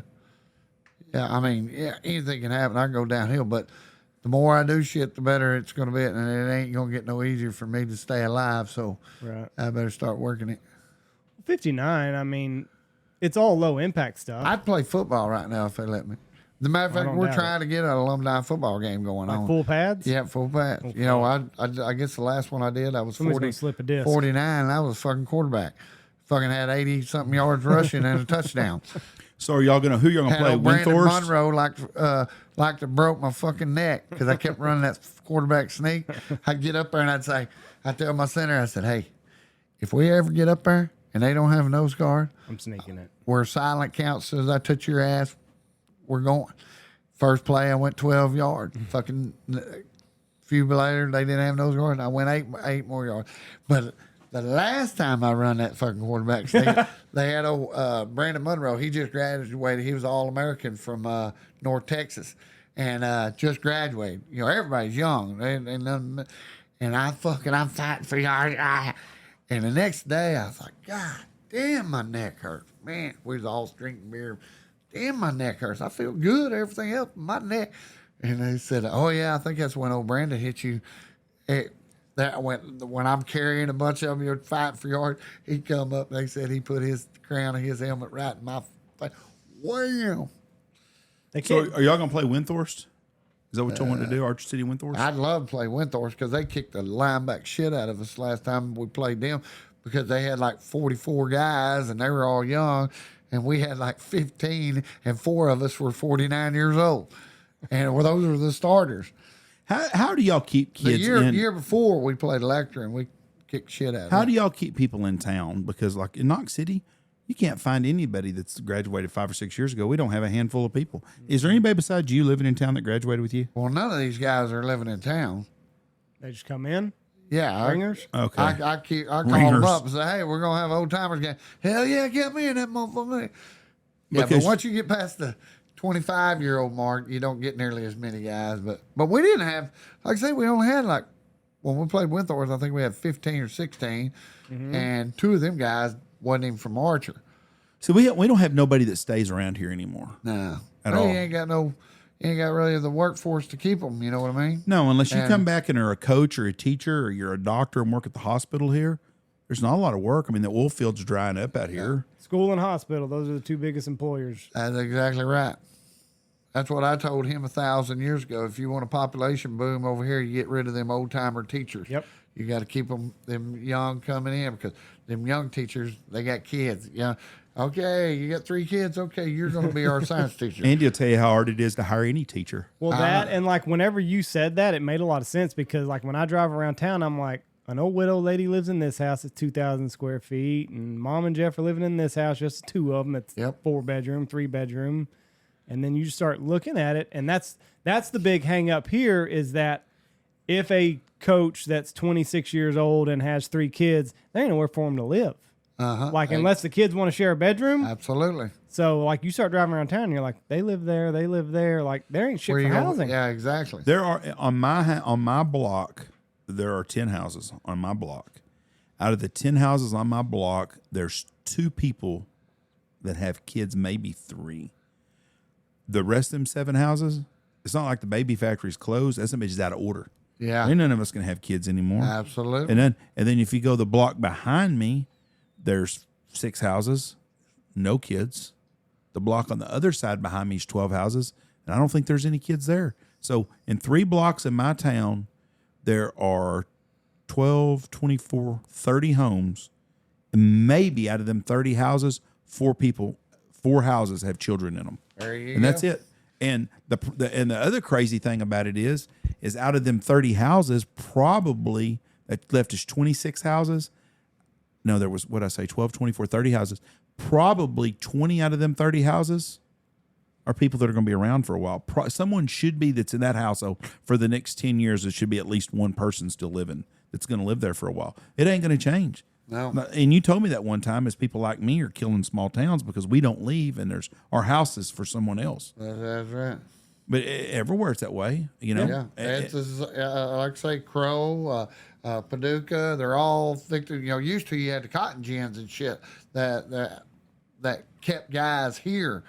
Job force was a lot more, and you know them guys that work in there usually have 3 or 4 kids, and those jobs that, you know, when they start closing up all these gins around, and your watermelon deal out here, you know, I mean, you know, big. You know, y'all don't have privy to the factories and the shit that.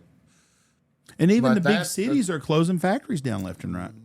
They'll build a new factory in Tennessee or somewhere here, but they're taking these old factories and, you know, Flint, Michigan, I watched a show on them, and Flint, Michigan in 1982 or 83 had the highest median income for houses, and it was like $80,000, which was a lot of money for a 2-household family in the 80s. It was a lot of money, but they were all working at GM or Fisher Bodies or one of them. And now I think the median income there is like $21,000 or something. It's terrible because all them factories close up. There's no jobs. Yeah. And nobody goes back in and builds factories anymore here in America. Everything's made overseas or Mexico. And I don't know what the answer is unless you get lucky and you get an Amazon fulfillment center or whatever they call, or you get a Walmart distribution center. But Walmart's not giving living wages to people that work at Walmart. The manager. I bet you're wrong there. You think so? Oh, I bet it's. I think any company has to pay $15 an hour minimum. You can't live Now, I on don't know if $15 that's an living hour. wages. Hell, Target pays 18. So, But you can't live. okay, but so should they raise minimum wage? I'm not saying that. I'm just saying people need to learn more skills or something. Become a plumber. You can make $150,000 a year easy being a plumber. I'm just saying when Walmart. That's another thing that keeps you small. Like Iowa Park, Texas, they have so many vocational classes. They're the greatest around when it comes to that, because even back when I was in school, you know, you had cosmetology, you can be an LVN by the time you graduate. Yeah. Iowa Park, auto body, auto mechanics. Same as Kerrigan in Wichita did. Yeah, but it's in your school, Right, but they need that to learn that. But like out and here, all the places, all the auto bodies and mechanics and all that, they're products of Iowa Park High. Those guys opened a shop in Iowa Park. in Archer City, Texas, how hard is it to get a plumber if you have a plumbing problem? Y'all have 2 or 3 local plumbers? Yeah, Then y'all are lucky. What about electricians yeah, and ACs? but y'all, see, y'all Iowa are Park close enough to Wichita Falls. Yeah, that's where we're different from y'all. We're a bedroom community. Yes. We're a feeding. Right. But you get out here, Yeah, if plumbing, Andy's air conditioner went out there today, and they were fortunate. Nick and them got to it in 3 days. Well, the truck comes on Monday. I just found out. So y'all were very lucky to have it. Our AC went out on Friday. If it would have went out on Tuesday, it'd have been a whole week. We'd have gone a whole week. But It got up to 90 degrees on that side of the house. Yeah. And I don't know how people did it back in the old days. You're I tough. do. I do too. When I used to live in my tent Yeah. out there, you know how I had to survive What? and get to where I could sleep? I would be fully clothed, and I would go out there and jump in the tank, and then come in there and lay in my bed in my tent until it dried. Would your shit not just Take get back- swamp ass? Huh? Would you not just have like mildew and all that just stink? No, it was an hour. I was fucking dry, and then I'd have to do it all over again. Yeah, it's But fun. it's tough. But people, I was 11 years old before we got our first air conditioning. I was the same way growing up, so I knew what it's Yeah. like. So y'all grew up without AC? Until Yeah. I was 12 years old, yeah. Yeah. Like nothing, no swamp Nothing. We had a cooler, no fan. window unit. Fan. We when- got a swamp cooler when I was 11 We years didn't. old. We didn't have a swamp cooler. And I thought that was the fucking greatest thing. Yeah, we Those had things do box work. fans, but The swamp coolers were. You the open best. windows. but we only have one, and it was in the living room. So at night, me and my brother and sister, we'd have to pull that one bed out of our room and in front of the deal, and we'd all sleep in front of that swamp cooler. And in the middle of the night, when because we didn't, it was a hand-me-down swamp cooler, so it didn't have the pump that kept them watered.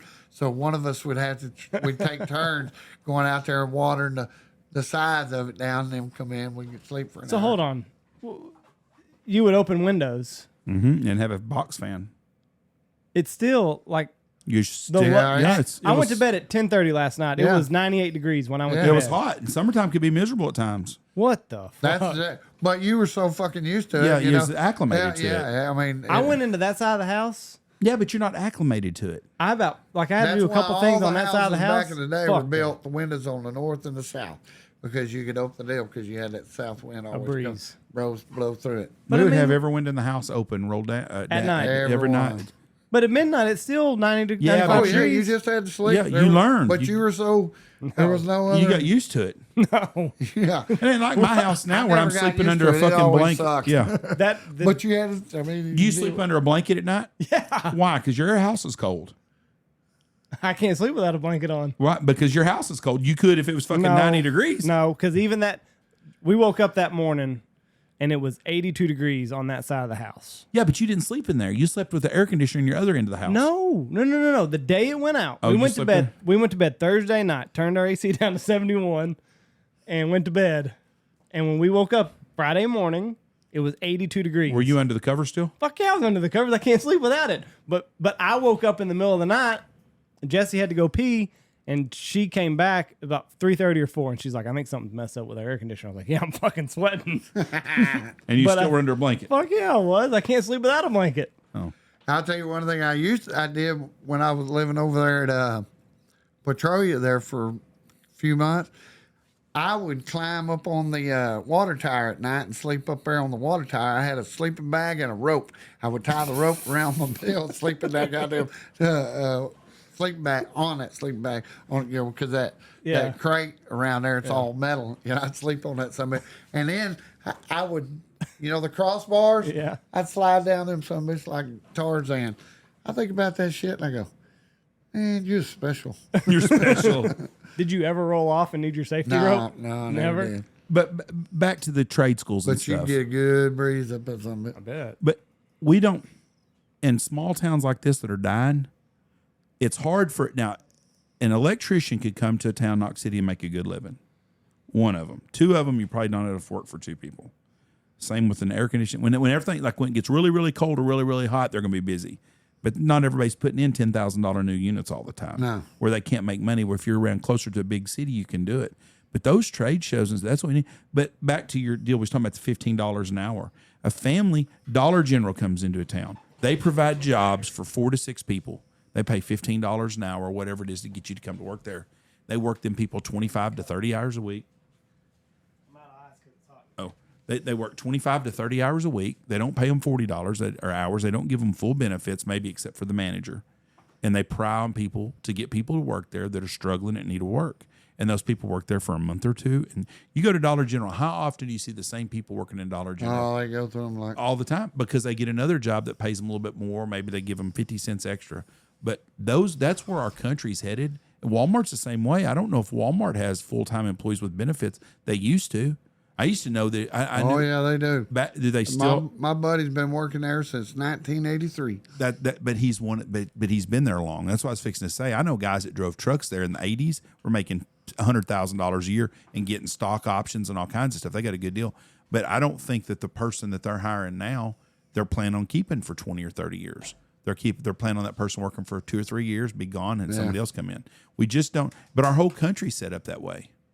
You know, you can't make a living unless you're really making. I don't know how a family that makes less than $50,000 a year, how they survive. I really don't. Fuck. It wasn't that long ago. I was making $1,000 a month. What that was, And happy as a fucking lion. but you could survive But then. with that money, Well, that wasn't that long ago. But things have drastically changed in the last couple of years. Yeah. Between you and your wife, it takes what y'all both make to make it live a pretty good life. Mm-hmm. I'm sure you're not saving 30% of your money. I ain't don't. saving shit. Right, because you don't want to die with $5 in your pocket. That's right. goddamn right. Yeah, no. But people don't have it's tough for young people. It's harder for them today than it was. Hell, cell phones. Everybody's got to have a damn cell phone. Hell, that's $100 a month and $1,000 phone. I mean, you just can't buy stuff. You go to a grocery store, it costs. I feel sorry for people that are struggling these days. I really do. Well, one thing about it, if they're struggling, it's their own goddamn fault because there's plenty of fucking jobs out there. No, job-wise there is, yes. And there's plenty of, and they're paying 5 times more than we ever. That $3.10 an hour didn't get me very goddamn far when I was working. Imagine being Is that 16. what minimum wage was back then? Mine was $3.35 in my first job. I think it was 20. $3.10 at L&M restaurant. What'd you do there, busboy? I was dishwasher and then You worked for cook. Sandy's grandma. Huh? You worked for Sandy's grandma. I went to high school with Sandy. It was her grandparents owned Sandy. L&M. Sandy Evans was her name. Real nice lady. Oh, Nice damn. girl. Her grandmother was Mary Peeler? Yeah, I guess so. That owned it. Oh, damn. What was the God dang it? My dad was friends with what was that lady's name? Reba. She was a waitress there. Reba, maybe that's her son was a professional gambler. Played pool. Jimmy Norris. I think it was Reba Norris. I asked my mom today. Reba, I'm trying to think which one. Old lady. She was a waitress there. L&M. They were all old ladies. Yes. We used to. Yeah, we had Paula. My first job, I worked for Oak Farms Dairy, and we used to deliver there. Oh, but damn. Yep. Shrimp peel on Friday nights. Oh, fuck. You know, that's what we got a cafe there in town, you know, that I go to every morning, and they're talking about how busy they are and they're this and this. And I said, y'all don't even know. I said, we were 14-year-old boys, and we went through 300 people an hour at that L&M restaurant, and everybody was drunk. And so everybody was irritable. And we were fucking coming in, and we were cooking calf fries, oysters, enchilada plates, ribeyes, everything. 14-year-old kids. Yeah. 2 cooks and 2 dishwashers. What was the, is that where Maximus is now? Is that where No, L&M, no, where was it at? I don't remember. It's up the road. You know where the RV park is now? Yes. It's right next to it. It's, Okay. it's like an auto. But it was somewhere in that Shop. AutoZone or some shit. No, it's auto, like German. It's mechanic shop now. Which I was like, how the hell do you turn that down? A restaurant. Yeah, restaurant. We is used to there. Where'd the deliver lift come there when I from? was 14 years old. Yeah. Where did they get calf fries from? Like how does Just that? from Cisco? You buy them like you bought French fries. You know, they Oh, come really? in a big box. Yeah, You think back in the 80s that we didn't have restaurant supply? you No, can no, still no. I get didn't know 'em. that calf fries were. Oh, you can order something- from Cisco. Oh, I didn't know Yeah, that. yeah, Oh, you yeah. can get them right now. Oh, I yeah, didn't know that. yeah, and they're good. Dang. Always fried. Have you ever had them like grilled or anything? No, No. always fried. I don't think I'd want to try them grilled. Yeah. I think they're a fried food deal. Yeah. Can you imagine a kid though, 16 years old today, and he goes down and gets a job at McDonald's. He's making $18 an hour. During the summertime, he's working 40 hours a week. That little fucker's bringing home $600 a week. Yeah. At 16 freaking years old. That's good money. Well, it's like my boy, he works up there at Oodles in town, and of course, Ward, he owns that son of a gun. He's tight ass. He's got money for a reason because he is tight ass. And but like they're just like everybody else. They have hell keeping people, but Ace makes damn good money. They give him like he's been working there since he's a sophomore, and he's fixing to be a sophomore in college. But Ace is like, he is the ultimate employee. He'll never miss a day of work, whether he's sick or not. He's always going to be right on time. He's like a machine. If Jeff got sick or hungover, they call Ace. Yeah, I'll be there. He's like a machine. And anyway, last year, he was sitting on the couch. I said, "Hey, you ain't got work day?" "Nah, I'm on vacation." I said, "Dude, what?" He was on vacation. He goes, "You got a vacation?" He goes, "Yeah." I said, "Is it paid?" He goes, "Yeah." I said, "No fucking way." I said, "Ty, as White Ward Campbell is, he give you a paid vacation for a week?" He goes, 2 weeks. I said, "No shit." I said, "But That's a good employee. yeah, that's why I say he's one of the probably the only one that Smoked he testicles. smoked testicles." Well, I say that. Hell, we cook them right there on the goddamn branding pot and eat them raw. So Oh, you those do? ain't gonna bother us. Yeah. But those kids have an opportunity to make some really good money. Yeah. But what's funny, when you go to McDonald's, they can't find nobody to work, and their best employees are the old But people. hold on. In-N-Out Burger? I like In-N-Out. You can only find them in Dallas. Loaded with teenage kids. Yes. Same as Chick-fil-A is. Right. But you go to McDonald's and it's geriatric people working there. But there's you get good something- customer service But with their old something people. had to have happened, like to where a 16-year-old kid says, "I want to go work for In-N-Out," and then it's like, "I'm not going to work at McDonald's." Might be. I don't know. I know the kids that work at Chick-fil-A are And I great don't think it's kids. pay. Very polite, very nice kids. I don't know. Maybe You know why? Maybe McDonald's is like Because Hitler. you got go, stigma. you're screened there. You got to fill out an essay. My daughter worked there 3 years. She loved it. You have got to take time off at Chick-fil-A. You got to, if you got so much time, what do they call it? It's crazy. You've got to take time off. TO. Yeah, they call it TO. Got to take time. Oh, you got too many hours. You need to take that. And then they have, every Sunday, they have a camaraderie I deal. thought they were closed on Where Sundays. they are, but that's the day that y'all bond as a team if you want to. You don't have to, but they have like, hey, we're going to have food and volleyball down here at the park, and they team bond. A lot of fellowship there. And then like Lindy, she had so much, so 2 of her employees, they all 3 choreographed their TO time, and they had to have 10 day off, and they all went on a big road trip together, all their employees. That's the greatest place to work. See, and they treat But them like good. I say, that's the deal.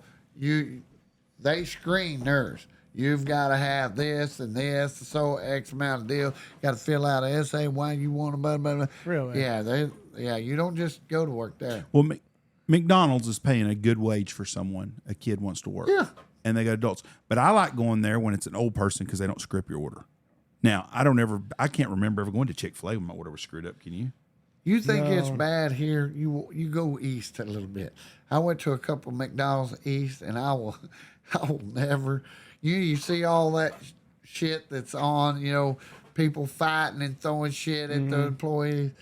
I got east, and almost every fast food place I went to, there was an altercation. Of The some- disrespect is completely Oh, different it when you is. get past, It is. when you get north. It's Oh, yeah. completely, and there's some great people up north, but the What disrespect. do you mean? what do I mean? Where this was north? south. Anywhere. This is south Well, and east. when you I think it's get just big cities in general. You pick out any Well, big city, that- and that's where you're going to see it. Not necessarily north. When- Atlanta's probably got way more problems than fucking Fargo, North Dakota. I would agree with you on that. Okay, let me rephrase that. When you Hattiesburg, get Mississippi ain't very big, Right. and that's one of the worst. when you get out of the better sides of the country, no matter what town you're in, the disrespect goes way up. Yep. People don't have manners. No. And it's because of the lack of daddies. Yep. I got a big, I think that's a big problem with it is we don't have enough dads. We have too many grandparents raising kids. Well, nobody takes an ass whooping either. No. Like back in y'all's day. I mean, you've talked about it on here. You'd get into a fight and then you'd have a beer with the guy. Now, if Clay Reid was Clay Reid today, Clay Reid's getting fucking probably shot really quick. Did you see the fight on the boat dock the other day? Yeah. Nobody shot each other, at least I'll give them Yeah, that. you know what was cracking me up? Everybody was throwing that, what's that? Jason Aldean, small town. Try that in a small Try that town. in a small town. They tried it in a small town. But just because one side was black that won, now they're turning it against. They've turned it into a race deal. I thought it was cool because the small town guys took up for their guy and beat shit out. They fucked around and found out. I didn't understand all the race shit on that deal either. Yeah. What did they do? I didn't see this. A black guy got in an altercation with some white guys over parking a boat. I don't know the whole story on the deal. Okay. But the white guy started the fight with the black guy. And then Yeah. some black guy jumped in the river and swam across the river or the He was marina. 16 years old. 16-year-old The kid Black got out. Aquaman. Yeah, and got out. Was going to fight. That's what they was calling him. But I don't know. It turned the into a bad thing black and was- white deal. But the white guy started the damn thing. But the bad thing, the ones that took the biggest part of that ass whooping was women. Yeah, that The felt bad. dudes were I didn't whooped. understand That's- that. That's where I had. I had a problem with that too. They were beating the shit Should out never of touch those yeah. women. And every man that hit a woman, if that woman did, they That ought to be one white arrested. dude, though, he jumped in the river. He done took an ad up for that ass whooping. He said, "Fuck this, we're going underwater." Yeah, But it was but whatever it was, nobody got shot though. yeah. Nobody pulled a gun out and that crap. And I just don't. But I'll tell you what, some of these Walmart videos you see these people fighting, I just can't imagine fighting in a fucking Walmart. Yeah, there's some stupidity, but yeah. But that every time I watch that video, that's what I think. Try that shit in a small town. They that tried it in a right? small town. Them small town boys Yeah. whooped the shit out just because them city boys was. Who were the city boys? The white guys? Look at Well, I don't know they're who it kind is. of the rich kids. They chunked that lady in the water. Yeah, this is what I don't like is them hitting these women. That's the Yeah. part I did not like at all. The rest of the part was just a bunch of guys fighting. And Yeah. it was started Well, out they were over a taking boat. out- there's a security guard guy. He was a black guy, and he was telling them, hey, you can't park here or whatever. And then, of course, that one white boy, he was drunk ass, dumbass, and he throwed hands with him. And the old security guard said, "All right," and he throwed his hat in the air. "Here we go, motherfucker." So he started it with the security guard right here. Yeah, and the whole family did. Yeah. Now is that boy? Well, really, this is that guy's boy the guy that with? started it. Is that boy with the dad? Is that like I his think son? so. I don't know all the deal. All I know is it started a fight and it turned into a racial deal. And it's not a racial deal. And these guys here all should go to jail for. They started this shit with this guy and they punched him. So whoever threw the first punch at him should be in trouble. Yeah, that's not cool. I mean, you could talk without. You can disagree with that shit without getting in a fight. But it's like It's just a fight. Like I say, What do these people do? They're just watching. They're Or watching. they swim They're over. yeah, that's where the Black Aquaman came from. he jumped in, swam, and went over. Yeah. So they're still bitching at each other. We might not see the fight on this. Yeah, but it's a big brawl. But you don't know. You can't tell by watching the video. They arrested 3 or 4 people, and they said charges are coming on some more people. It's just a fight. But my thing was there wasn't nobody hit each other. I mean, there's nobody shot each other, stabbed each other. Yeah. And then the other fight was the one at the Here soccer come match. the posse, small town, done showed come. up. So were these people back on their boat? Is that what this is? I don't. They were They went and defending that security guard guy. What the fuck is this? But you've missed the whole. I mean, that's the whole thing. That guy's doing the equation Oh, of fuck around, and they found find out. out. Yeah. And then This there's guy's got a chair. Look at him. He's WWE down he here. waxed the show. This guy too. Yeah, he winds up hitting one of them ladies with that chair. Oh my goodness. And his ass should go to jail for that shit. That's WWE. Yeah, it got complete. But like I said, nobody shot each other. And then there was a fight at a soccer match in Frisco. That happens And weekly. Yeah, and big soccer match, and a bunch of guys fought there too, and nobody got shot again there. So it's good. Back in 1980, probably 84, I moved down there to help my uncles, and I Frisco? moved. Yeah, well, I was over at White Rock Lake, Dallas, and I didn't have a clue where I was living at, and I lived on East Grand, and White Rock Lake is so crazy. This side, the east side of White Rock Lake, or the west side of White Rock Lake, is $1 million, multi-million-dollar home. Country club to know that. The other side is the hood. There's a titty bar on this side, that east side of the dam, and this side over here is a country club. I mean, it's totally, and I lived over here in the hood, of course. But the first night I moved down there, we got all the stuff, and I had a buddy of mine got in that apartment. And we said, hey, let's go find some pussy, man. So we're driving around, and they said, we see some lights. I go, oh, yeah, shit, that's probably a football game or something down there. Would it be some pussy at the football game? So we drive down there. We're going in there, and I got my old Camaro, and we drive by, and we could see like hundreds of people. And it was on a football field.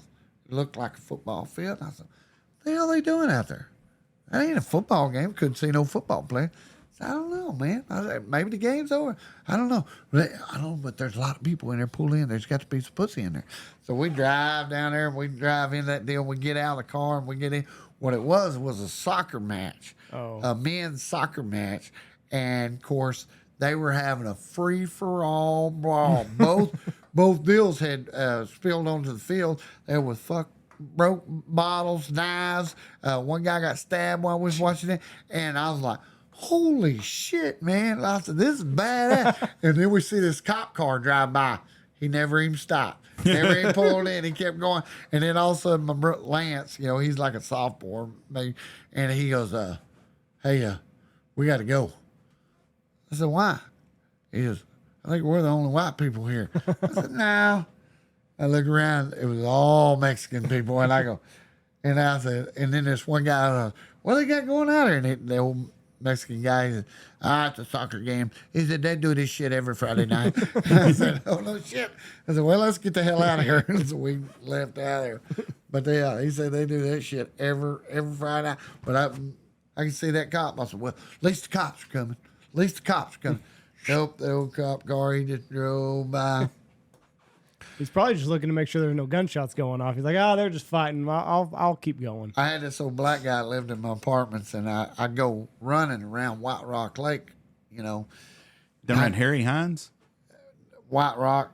It's Harry Hines area, right? Yeah. And, that's a rough area. Like I say, the west side is country club. East side, East Grand is bad. I don't know anything about none of it.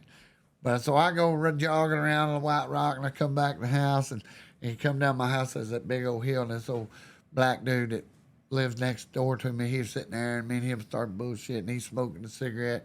He said, where you been, boy? Yeah, it's like 2 a.m. I said, just went jogging around White Rock. He goes, are you fucking stupid, boy? I said, what do you mean? He goes, they pull at least 1 or 2 bodies a week out of White Rock Lake. I'm a black man and I don't go around White Rock at night. I said, oh, no shit. Taking notes. two nights later, they fished one out up at the spillway. I went, holy shit. That's where that black guy there, he goes, we were sitting there and he had a pit bulldog.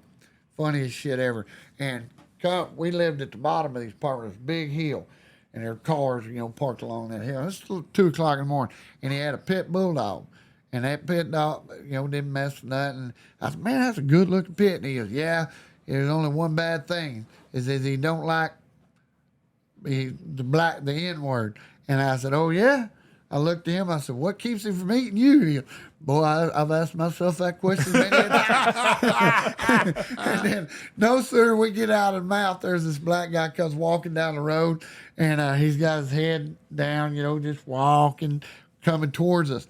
And all of a sudden, that pit bulldog seen that boy walking down that road, and the race was on.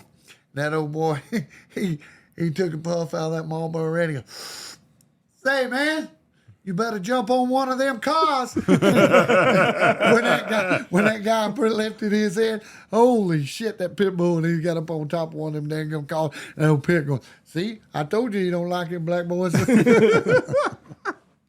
Finally found the there's a serial killer in Austin I saw that they keep finding bodies in the river. So here it is. He throws that. Like, There's what it hit. Ladies and gentlemen, let's get ready to rumble. He's holding his own. And that's where it all goes Yeah. sideways. That guy was about to get his ass whooped. I saw mugshots of the people that were in on this. Now see, the Once lady people the lady in the green gets beaten. All she's trying to do is pull her husband off or something. Like I say, it's really a puss fight. And then the posse shows up. I want to see the Black Aquaman. Yeah, there he goes. Here he He's comes. swimming. I see the splash. I see the splashing. And they said he's like 16 years old. Really? He The bad wanted, guy, he wanted some of that. He's ready. he saw that them boys was going to try it in a small town. Now, He see, I wanna don't show- understand this girl here, what she's doing. Just fucking waiting to get punched. And he's going to get mad because he put his hands on his daughter, I guess. And then here comes a group. And then, Yeah, but she shouldn't have. No, I agree She shouldn't with have you. put herself in that situation. yeah, I agree with you on that. So now everybody's like, "Oh, we're gonna walk away," and they're like, "No, bitch, come back here." Like I say, as Hold fights on go, a it's a second. pretty puss fight anyway. Yeah, Yeah, that one guy should have never jumped in though. Like if he doesn't jump in and lets them finish it by themselves, then we might not be having this discussion. Yeah, it gets all. But here we go. When now does the it's- blood come out? Because I saw the boat dock afterwards, and there's blood. spilled Booyah! everywhere. that boy got popped hard. Yeah, now he see, here's did. the mom right here, and she gets Wally jopped, and I still haven't seen her do anything wrong other than just being the mom. Which mom? The one in the one in pink the or green? the one in the white? The green. And he's telling her to get your ass back here. Is that a police officer in the blue and The cops show up, and I don't see them really do much. They kind of get, but there's no guns. That's such today's world. That's a good thing. That's what I say. It's kind of a harmless fight. You said you fought 5 bouncers at one time? Uh-huh. Like they More just than once. they just thought that they would get you by numbers or what? Well, the one time that I was really talking about, it was actually my bachelor party when I was getting married. Right You're not before I supposed to married talk about this. the Practice practice wife. Oh. And anyway, I went in there and I was working for that movie, The Texasville, and we had a crew party. All the actors, all the crew. We had a party out there, and I was like, and I had all my buddies, and they had Sybil Shepherd there, and Sybil was a bitch, man. Is that the one Ron worked on? Hell, He said the same no. thing. Dad was in the last picture show, Yeah, and Cloris Leachman was Cloris the bitch. Leachman. Yeah, well, and she, Sybil's one. he was smoking a cigarette, and she goes, He had to drive her. he was driving her in the scene, and she's like, I don't like cigarette smoke. He goes, well, get your fucking ass out. Yeah. Well, Sybil she had a guard. Of course, you never saw her unless she was doing her scene. Mm-hmm. So she got her scene, she was gone. She had a bodyguard that would carry fly strips around her to keep the flies off. Anyway, so they bet me I wouldn't ask her to dance. I went over to the bar and I ordered 5 Sex on the Beach and 5 peach schnapps, and I downed them. All 10? All 10. Walked over there, asked her to dance, and surprisingly, she agreed to. And the only reason she agreed to because they had cameras. You know, they were doing photo ops. Yet.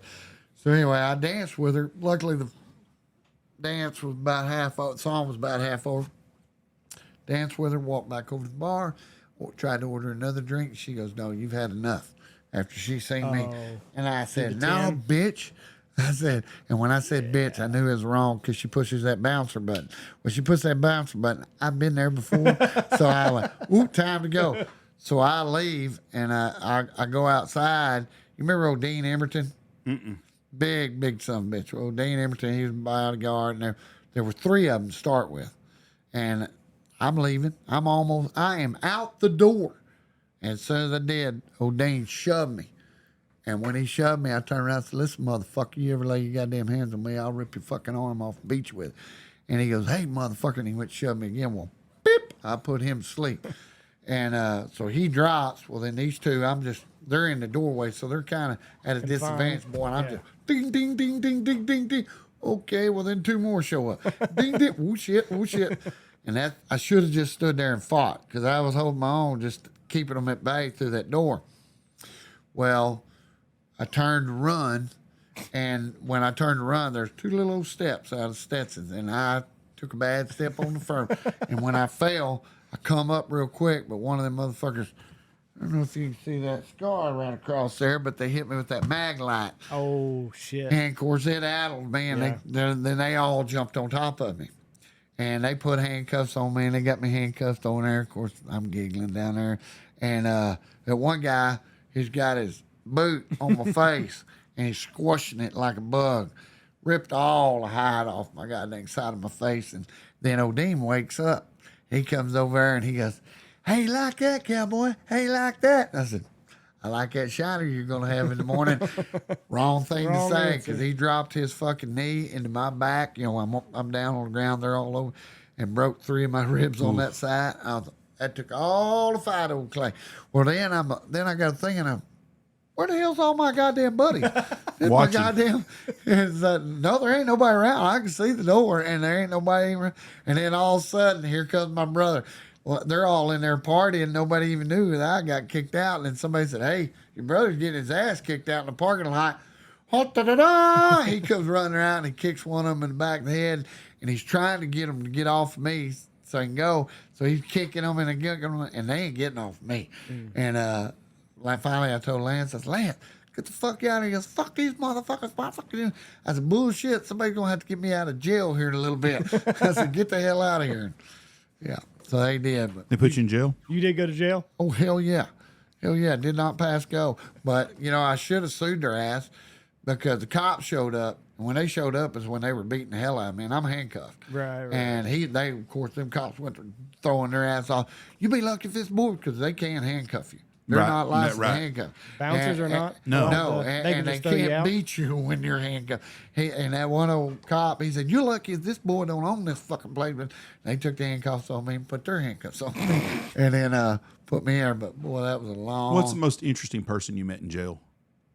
interesting man I met in jail? Probably that one old boy, he was one hell of a magician. He was a black man, homeless guy. I mean, this son of a bitch was crazy. He would, when he come into the jail, I was in Wichita County, and he had his hand was bandaged up, you know, had a wound of some kind. "Goddamn, what did you do?" He said, "Well, I'm a homeless guy." He said, "Shit," and it was cold, and so he went down there and put his fist through one of the You wanted to go where it's warm. Perkins building. Went down there to the Perkins building, put his damn window in, and waited on the cops came so he could go back to jail. Right. And Where it's but warm and that he's gonna get a son of a meal. bitch, he knew so many goddamn magic tricks and was good at it too. So he done a magic show for y'all in jail. Oh yeah, and he could, you know, he'd give me that shit where think of a number, Yeah. and he could, and Some of that shit, like, I know there's a way to do it, but I I can't know. fucking figure it out. that's why I'm not. Because, like, that they'll guy. be like, pick one between 1 and 100, and you're like, okay. And then, like, you got 42 in your head. I'll tell you the funniest shit in jail. And somehow though. there's process of It's, elimination. yeah. it's very simple. I'll give you an example. Pick a number between 1 and 25. 1 and 25? Yeah, and put it in your head. You got it? Got it. Is it 14? No. See, I don't know how to do it. Yeah, exactly. But when I went to jail in Archer, that one time over there, you know, we get in there. There's a guy named Cockroach and there's a guy named Lee. Cockroach. Well, Lee had been in there like 8 months. You know, he's a trustee. Well, they let him out for the weekend because it was rodeo weekend and they needed this. They they're got gonna busy need the night. space. Yeah. So they let him go over to Berkeley at his home. Like Mayberry. Otis Yeah. go home for the weekend. Exactly. So he left. He comes back up Monday, and he shows up over there. And well, when he did, he comes back with a bag of weed stuffed in his shoe. They had nobody geez. fucking check you back then. So he comes on there. So every night, Lee and Cockroach were over in the cell next to me. 11 o'clock was lights out. You know, you go over there and they go into your individual cell. And but every night I could hear them. And they roll them up a joint. And one, they'd be looking, they'd pass. And then when they'd hide it up in the deal, Cockroach had to stand on the top bunk, and Lee would hold his knees so that Cockroach could reach out, and there's a piece of purlin up in the roof. Oh, shit. And if you, of course, if you pushed it too far, it fell down in that purling, Right. and you lost your weed. And so, so anyway, they're down to their last fucking joint, and they're putting it back. You know what's left of it over, and I could hear old Lee going, "Be careful, easy now, don't you lose that motherfucker." And then all of a sudden, I hear old cockroach go, "Oh shit! I don't hear oh shit! You didn't drop my mother." And then next thing you know, they're over there fighting. Oh, but they ain't gonna be slowed up a bit. The next day, they would go to work with Lee because Lee was a trustee. He would go to work for the city of Archer. Yeah. You know, help the city guys out. Well, somehow or another, he got a hold of 2 hacksaw blades and he broke them in half and stuck them in his shoe. And then for the next 2 weeks I was in there, every night I got to listen to him sawing that purling. Years later, I asked old Melvin Brown, I said, hey, I told him the story, and I said, check up there and see if they ever got in that purling.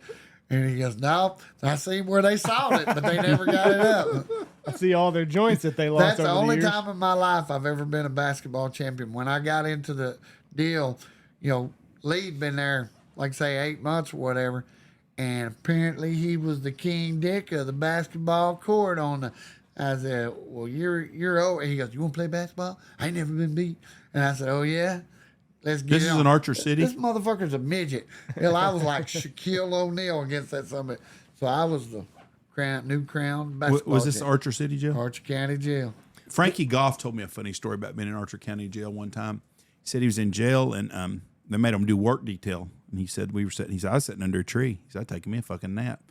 No deputy come by and kicked him in his ankle. What are you doing? He said, fucking sitting here. He said, you get your ass up and work. He said, listen, motherfucker, I don't work when I'm out of jail. I damn sure ain't working while I'm in jail. Well, there's hazards to that work detail because I was 11 days there before they asked me and said, hey, you want to go work? How long did you stay in jail there for? Like 32 days. For the bouncer fight, or just No, there was another? No, that's when I fought that dude, pulled a gun on me. And, right. No, I mean, I fucked him up. Yeah, he was ICU for 2 weeks and sweating a murder charge. So you had to sit in jail for 32 days. Mm-hmm. Yeah, and it was cruel and unusual punishment on 2 different occasions. One, they said after 11 days, they said, you want to go out and help the city? I said, hell yeah, man. I ain't seen fucking daylight in 11 days. I'll go anywhere you want me to go. And so they take me over to Winthorst. Winthorst, you know, they got the cow, the Holstein cow up there. Well, underneath that Holstein cow was a big concrete pad about as big as this room is here, right here. And they give me a sledgehammer and said, break that up and put it all on that trailer. Just old hard labor. It didn't bother me none. But what bothered me was fucking Kurt Wolf and the rest of them flatheads over there was having a big ass party, and they're over there. Hey, Reid! You know, I knew every goddamn one. Bikini girls, bitches, they're all over there raising their beer. Hey, motherfucker! You sorry bastards, bitches. So next day they asked me, "You want to go out?" I said, "Nope, leave me in this motherfucker. I'm gonna play solitaire." So, and then I get a call occasionally. Call Kelly Jean one night. We were dating then. Hey Kelly, what you doing? You know, we were deeply in love. You know, and when you're in jail, you get really in love with a motherfucker. you write love letters, and I mean, you because they're the extension of you to bring you little Debbies and stuff like that because you're starving your death. Did you get the conjugal visit? You got that. Visit? I didn't get. Well, actually, I kind of did because I go to work the city and they drop me off. Okay. But anyway, I called her one night and hey, what are you doing? As soon as she answered the phone, Shit. yeah. Hey, man, Kelly, we need some more beer. Are you having a party? No, we just got a few people over. Hey, motherfucker, we need some beer. Who the fuck was that? Oh, that was just so-and-so. Oh, I was over there. I was mad. She's having a fucking party celebrating me in goddamn jail. Oh, we just got a few people. You lying motherfucker. Have you seen the TikTok or the video of Cat Williams when he's in jail? That ain't my motherfucking baby. That ain't my baby. that ain't my baby. That's all I can think about. Motherfucker. That motherfucker's 8. I've been in here 10 years. He ain't even black. Yeah. Dude, I've That been in baby here is Caucasian. From I've been in straight here- out of the mountains of Caucasus. 10 consecutive years. And I don't know if you know what consecutive means, but that's one right after the motherfucking other. That one there may be Darren's, but this one is not Darren's. He's got an 820 That- credit score right now. He's a funny son I'll of a bitch. tell you what, I love that son of a bitch. So, like, the guy was in a coma for 2 weeks or 11 days. No, he was in ICU. ICU? Colon collapsed, kidneys quit working. I Learned your lesson on that deal, didn't you? I didn't even remember the lesson. I blacked out. We had 3 girls over. Did they let you know when he finally, like, woke up and came to? Oh, Or yeah. were you sweating Oh, it for the whole 32 days? No, I was sweating it for those 2 weeks. Matter of fact, no, I take it back. Yeah, he was in there longer than that because one of the cruelest jokes I ever got played on me is when I did get out. Yeah, I guess he was longer than that because I got out and I was working for Dean Drilling and we come over here to Seymour. We were working over at Monday, boy, and I was sweating this murder charge bullshit. And all of a sudden we pulled in there and I was with 2 buddies and I went in to get a burrito. And when I come out, another buddy that I knew was in the truck. But they had the windows up and they had it cracked down. Hey, Clay, what you doing? I said, not much, Scott. What you doing? He goes, yeah, I heard about you and old so-so. He goes, yeah, it's a bad old deal, you know. And I'm sweating it. And he goes, well, you heard about him, didn't you? And I said, what do you mean? He said, well, he died this morning at Oh, that 10:30. ain't fucking right. I ain't shitting. I almost puked. Oh, yeah, I right could see there. why.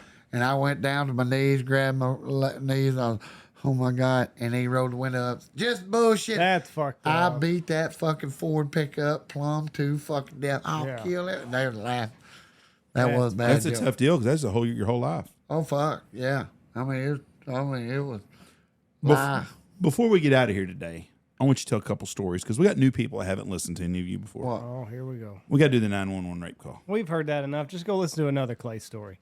You don't like that? I like it, but he's Yeah, told I- it enough.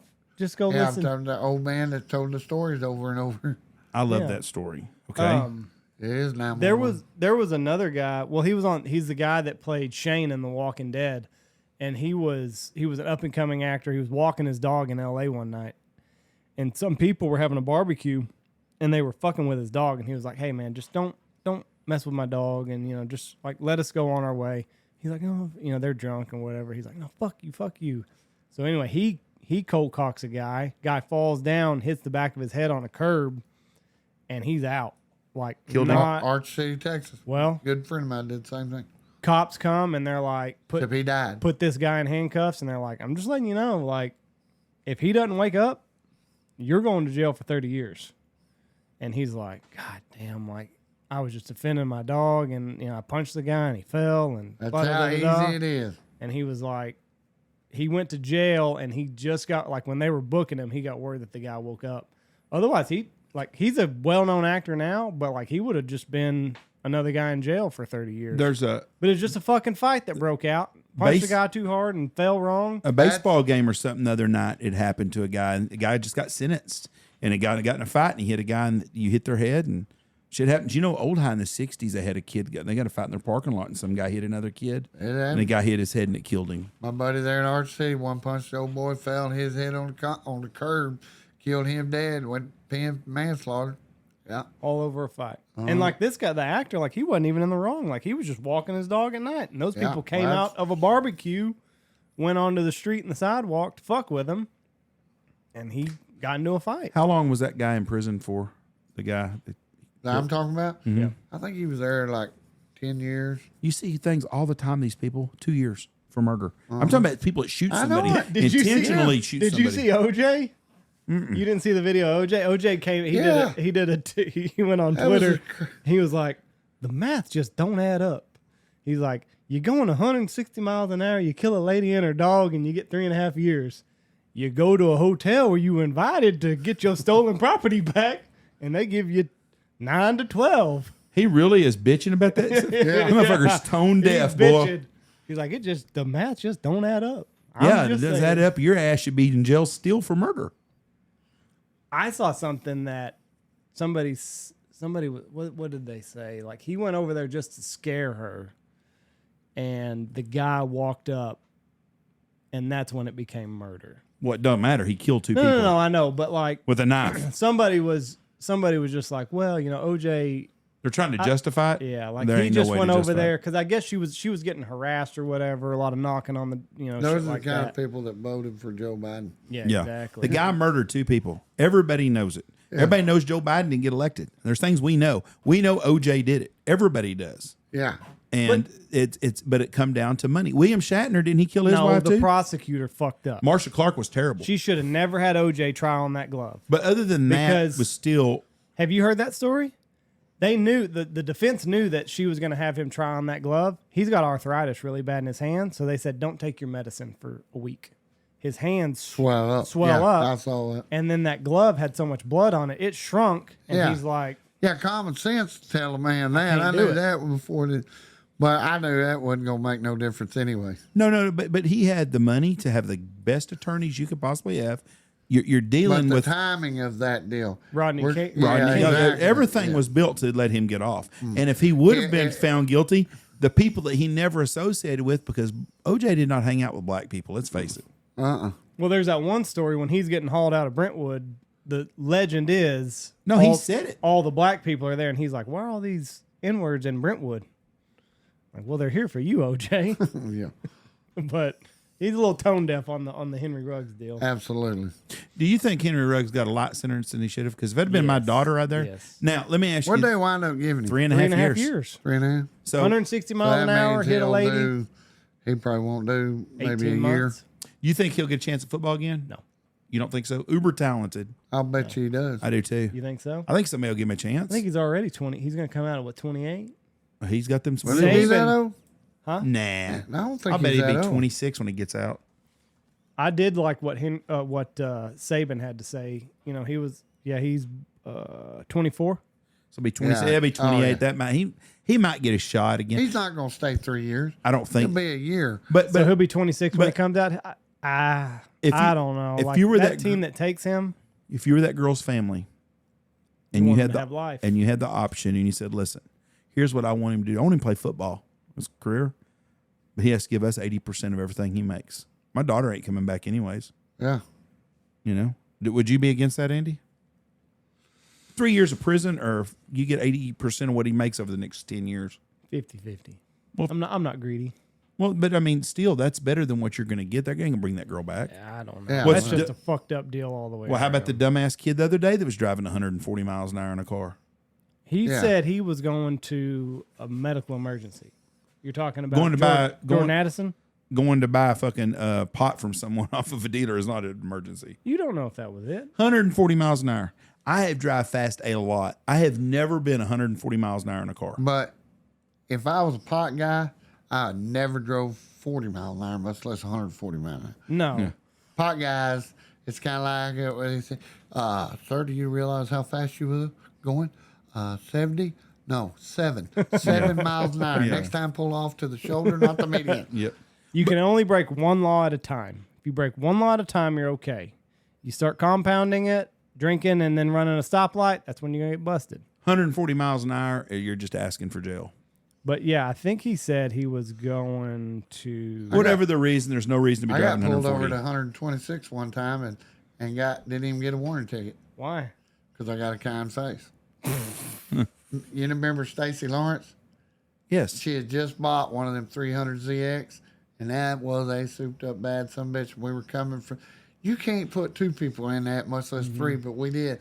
I had Stacy was in Lance's lap. That was when they were dating. We was coming back from Frederick, and right there at the electric cutoff, he pulled me over going 126, and he said, "Sir, realize how fast you was going?" I said, "Yes, sir." I didn't even have a license. I said, "Yes, sir, I do." I said, "I'm going fast." And Going fast. she goes, "Oh, why?" And I said, "Well, she just got this car, and I wanted to see how fast it would go." And I didn't bullshit him, never lied to him. And he goes, "Well, why don't you just keep it down the speed limit?" I said, "You got." I said, "She's sitting over in his lap, no seatbelt." Well, of course, back then you didn't have the seatbelt. I got pulled over in Esteline one time. Was going skiing, a bunch of us. And I was the only one not drinking in the car. We pulled up. I got out and went to the trooper's car. And I thought, oh, he's going to chew on my ass about this. It was cold. Fuck, it's February going skiing. He's like, sit in here real quick. The heater's on. I was like, thank God. I thought he was going to go to that car and smell all that liquor and shit. Yeah. But I wasn't going probably 85. I don't think I've only one time went fast. I went 128 Michelle's Cadillac one time. That scared the shit out of me. I had sex on the back of a Corvette going to probably 120. No. Yes.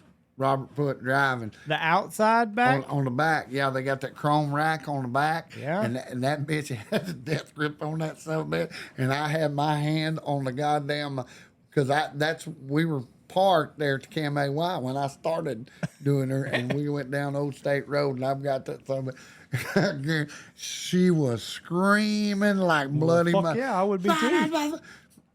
I wasn't doing nothing because I was in the short rows. It was almost over. I had the old Chinese eyes going, yeah. No way. That's fucking crazy. I think about that shit.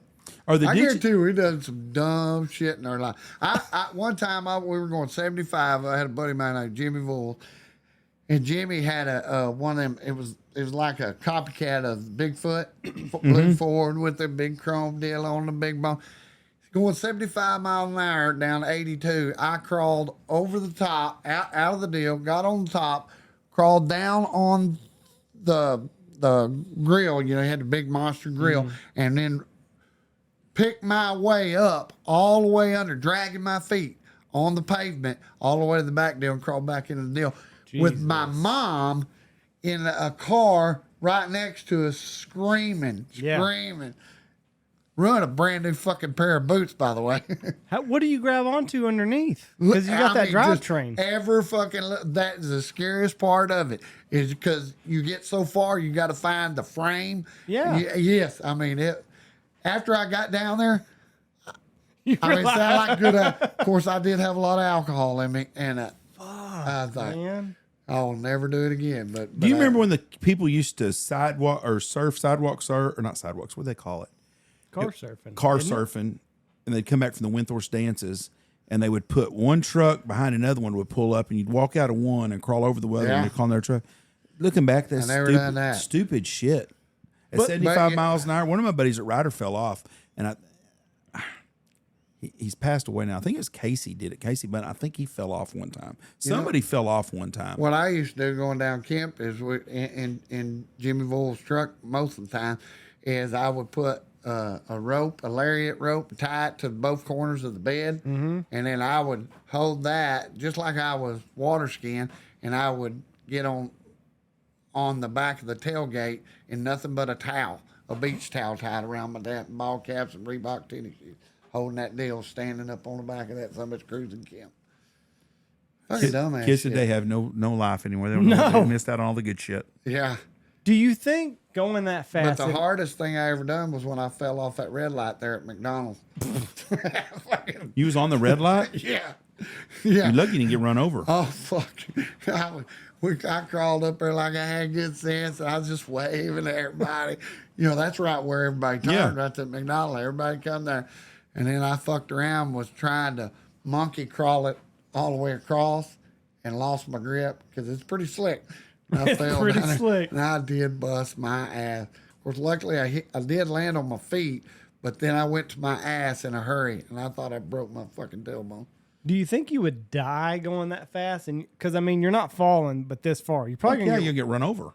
Oh, that's what's gonna. But you don't think the fall is gonna kill you when you're underneath? When you're falling 12 inches, no. At 75 miles an hour. But that's what I mean. When you're underneath the car and you're trying to get to the back, and say you slip, because that's what would happen to me. I'd have definitely bounced up and hit that car, and it'll kill you. Road rash your ass is what you're. You don't think it'll kill you until the other car. Yeah, now you're getting run over by somebody. You're gonna kill you. But did you see where that one officer, a guy ran from a cop, and he tased him? Cop tases the kid, and he falls in the highway, and another car just goes, whoop, runs over the guy that just got tased. That sucks. Shouldn't have ran from the cop. That's exactly what I was going to say. Consequences and repercussions. You eat your own damn cornbread. That's exactly right. Yeah, but that cop's got to feel bad. Cornbread. What was that cop supposed to do? Just let the guy go? Is it worth his life, a traffic stop? Well, what the fucking traffic stop? The cop's got to live with. I'm not saying what the guy did was right or wrong, but I'm saying the cop has to live with that now. Why did he run? I don't know. I mean, But there's gotta I'm be a just reason he saying, ran. if I were the cop, you don't think that the cop is like, I should just let the kid go? I'm sure the cop This is- traffic stop wasn't worth this kid's life. Probably does, but hindsight 2020. What if that kid would have ran off and raped somebody or murdered somebody or whatever? What is the reason the kid ran? There has to be a reason. I don't know. You don't just run I'm because you got dead set stopped. For, against high-speed chases. You are? You're goddamn right. so you Yeah, think let that him would go. just Catch stop? him another day.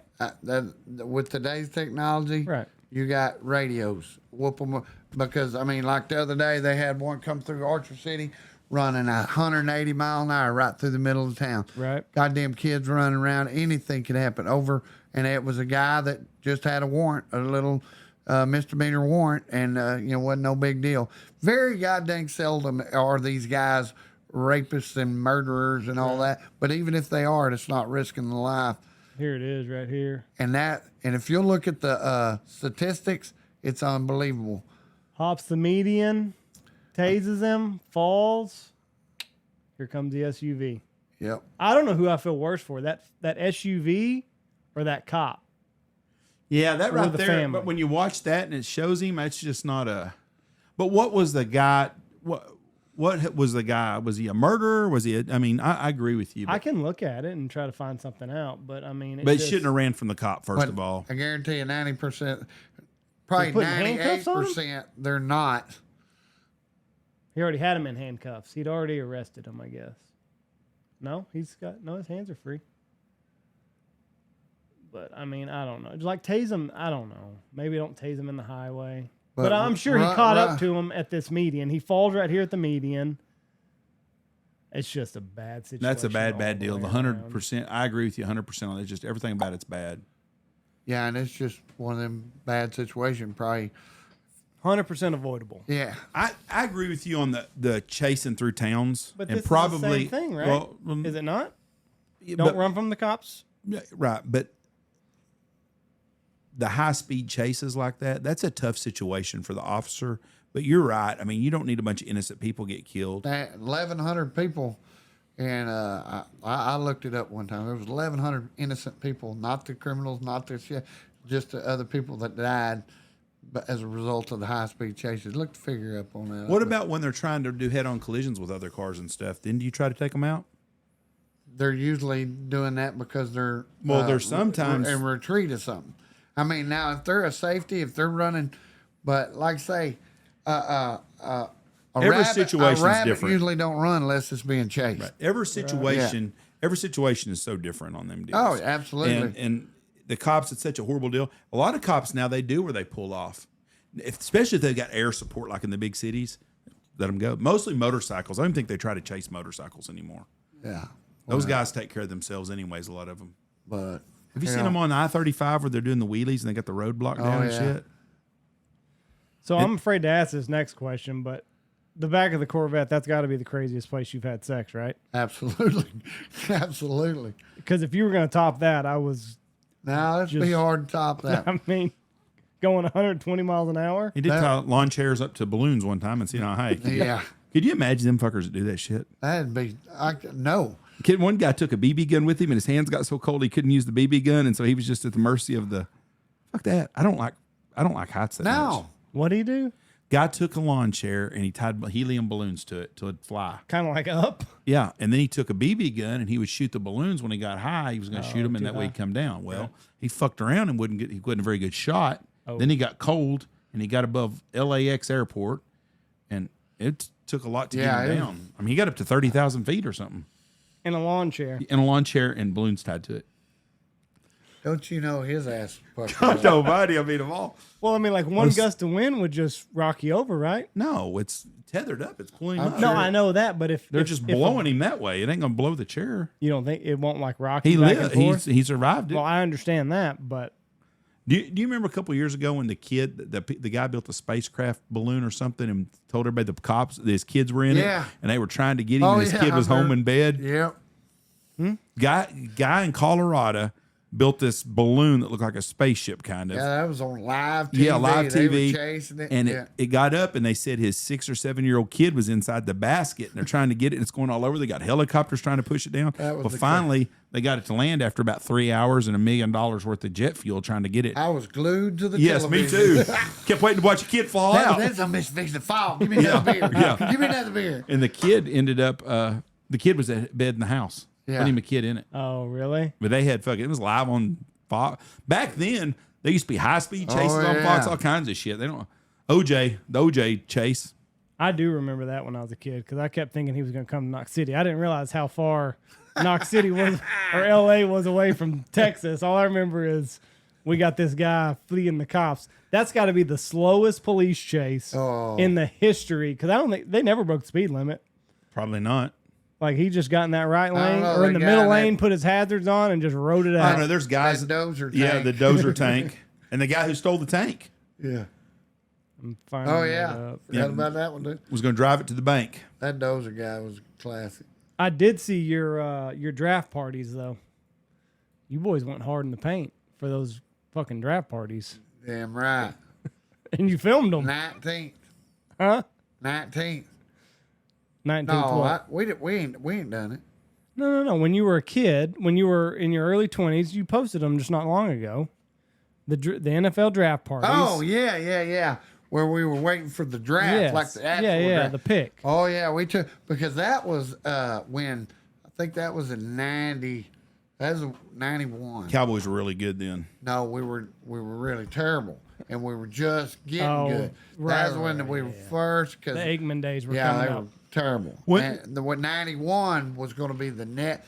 That was the first year we were actually getting better. 89 we were horrible. 90 we were 1-15, and then but we had Aikman, and then we drafted old Russell Maryland, and we had the Emmett Smith. So then 92 we won the Super Bowl. Where do you rank Emmett as the top in a top 5 running backs? You consider him a top 5 back? Because Emmett gets no love. He's not even listed as a top back in the country. I know he's so underrated.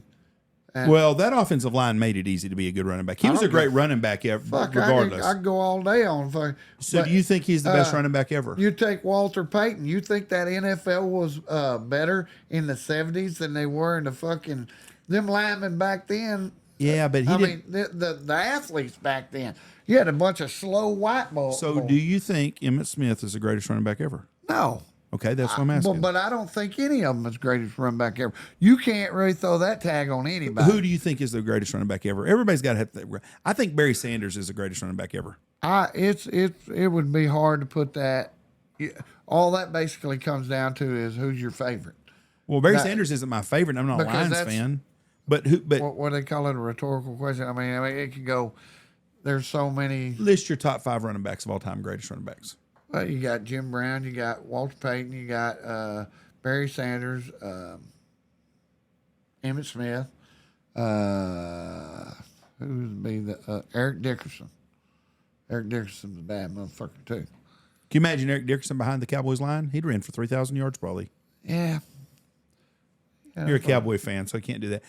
But so it's crazy because I mean, Emmitt is the most yards ever of a running back. Yeah. But he's never listed in the top. Nobody ever mentions Emmitt But Smith. that's And he was a great running back. There's no doubt about it. But that really good. motherfucker was tough. And I mean, he played games like that Giants game With two where he fucked that separated separated that shoulders. shoulder and knew he had to be there for his team. Those are the things that make him one of the greats. He was a great running back. I just don't know. He's never ever mentioned as one of the greatest ever. Oh, I know it. because of that. But The kid gave a false name was all. Huh? Kid that got ran over, tased, ran over. what a waste of life. Yeah. Yeah, that's But all you can't it run from the is. cops. It's real simple. If it just given the real name, it went home that day. 99% of all police incidents with someone, if you just comply with what the officer says, you go home, they go home, let the judge work it out Well, in I'm the court still system. thinking about the running back deal. I know there's somebody else that I'm kind of fucking missing. The best running back. Earl Campbell. Oh yeah, Earl. I knew you had to say that as a Yeah, Texas but- guy. Earl. That's also a different time period because now, That's like, why there might be more, like, Saquon might be better than Jim Brown is today, or That's the Zeke deal with Elliott might be better than Emmett. Jim but Brown. Same the kind of game's deal. He different. lived in a deal where everybody was slow ass white boys that running Right. 5 flat 40s. You know. Right. Now don't. He was a bad cat, and I think he'd be a bad cat, but he'd probably be a fullback if he was playing in today's game. Zeke Elliott gets very little love for his as good a pass blocker as he is. And I'm surprised someone hasn't signed him just because he's a good. I can't believe somebody didn't sign him as a fullback. That motherfucker, he's short. Well, nobody runs a fullback, though. Nobody runs a fullback no more. Yeah, but they run them one-back deals where you need that fullback type to get you a Jerome Bettis yard. He may want more money than anybody's willing. His agent may have said, listen, if we're not making $7 million a year, we're just not going to play or whatever. Did Dalvin Cook sign with the Bay? Nope. That's crazy. Did they what? But Dalvin nobody values the running back like they did a long time ago. So the running back in the 60s and 70s played a much bigger role than the running back today. Oh, yeah. There's no doubt about it. Your quarterbacks are your... Right. Your quarterbacks and your receivers. Do you like today. Dak? Do you like Dak? I think Dak's underrated. Absolutely. I mean, how could you...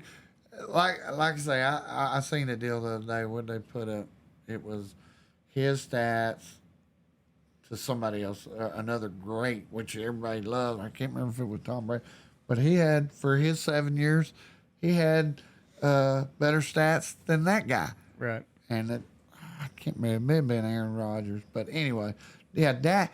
But how can you not like Dak? His story's good. He's a good guy. Stays out of trouble. He's a great guy. Yeah, and I mean, he's a team leader. I mean, and he does good.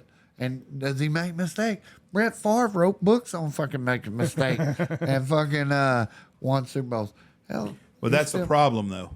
Yeah. Won Super Bowls, won playoff games. Well, whoever this Dak was the same way. They didn't have nothing. If Dak won some if Dak won some playoff games, I don't think the pundits will be so hard on him. And he will by the time it's over with. I guarantee you. Ooh, I don't know about that. That's guaranteeing a lot. How old is Dak? His window's he's got maybe 3-4 years left. Well, whoever this was this was their same 7 years as them, and they wound up. Who the hell was that? It had to have been. Yeah, it may have been. Dak is 30. 30. Yeah. Yeah. Oh, Stop. Pull it down. I don't.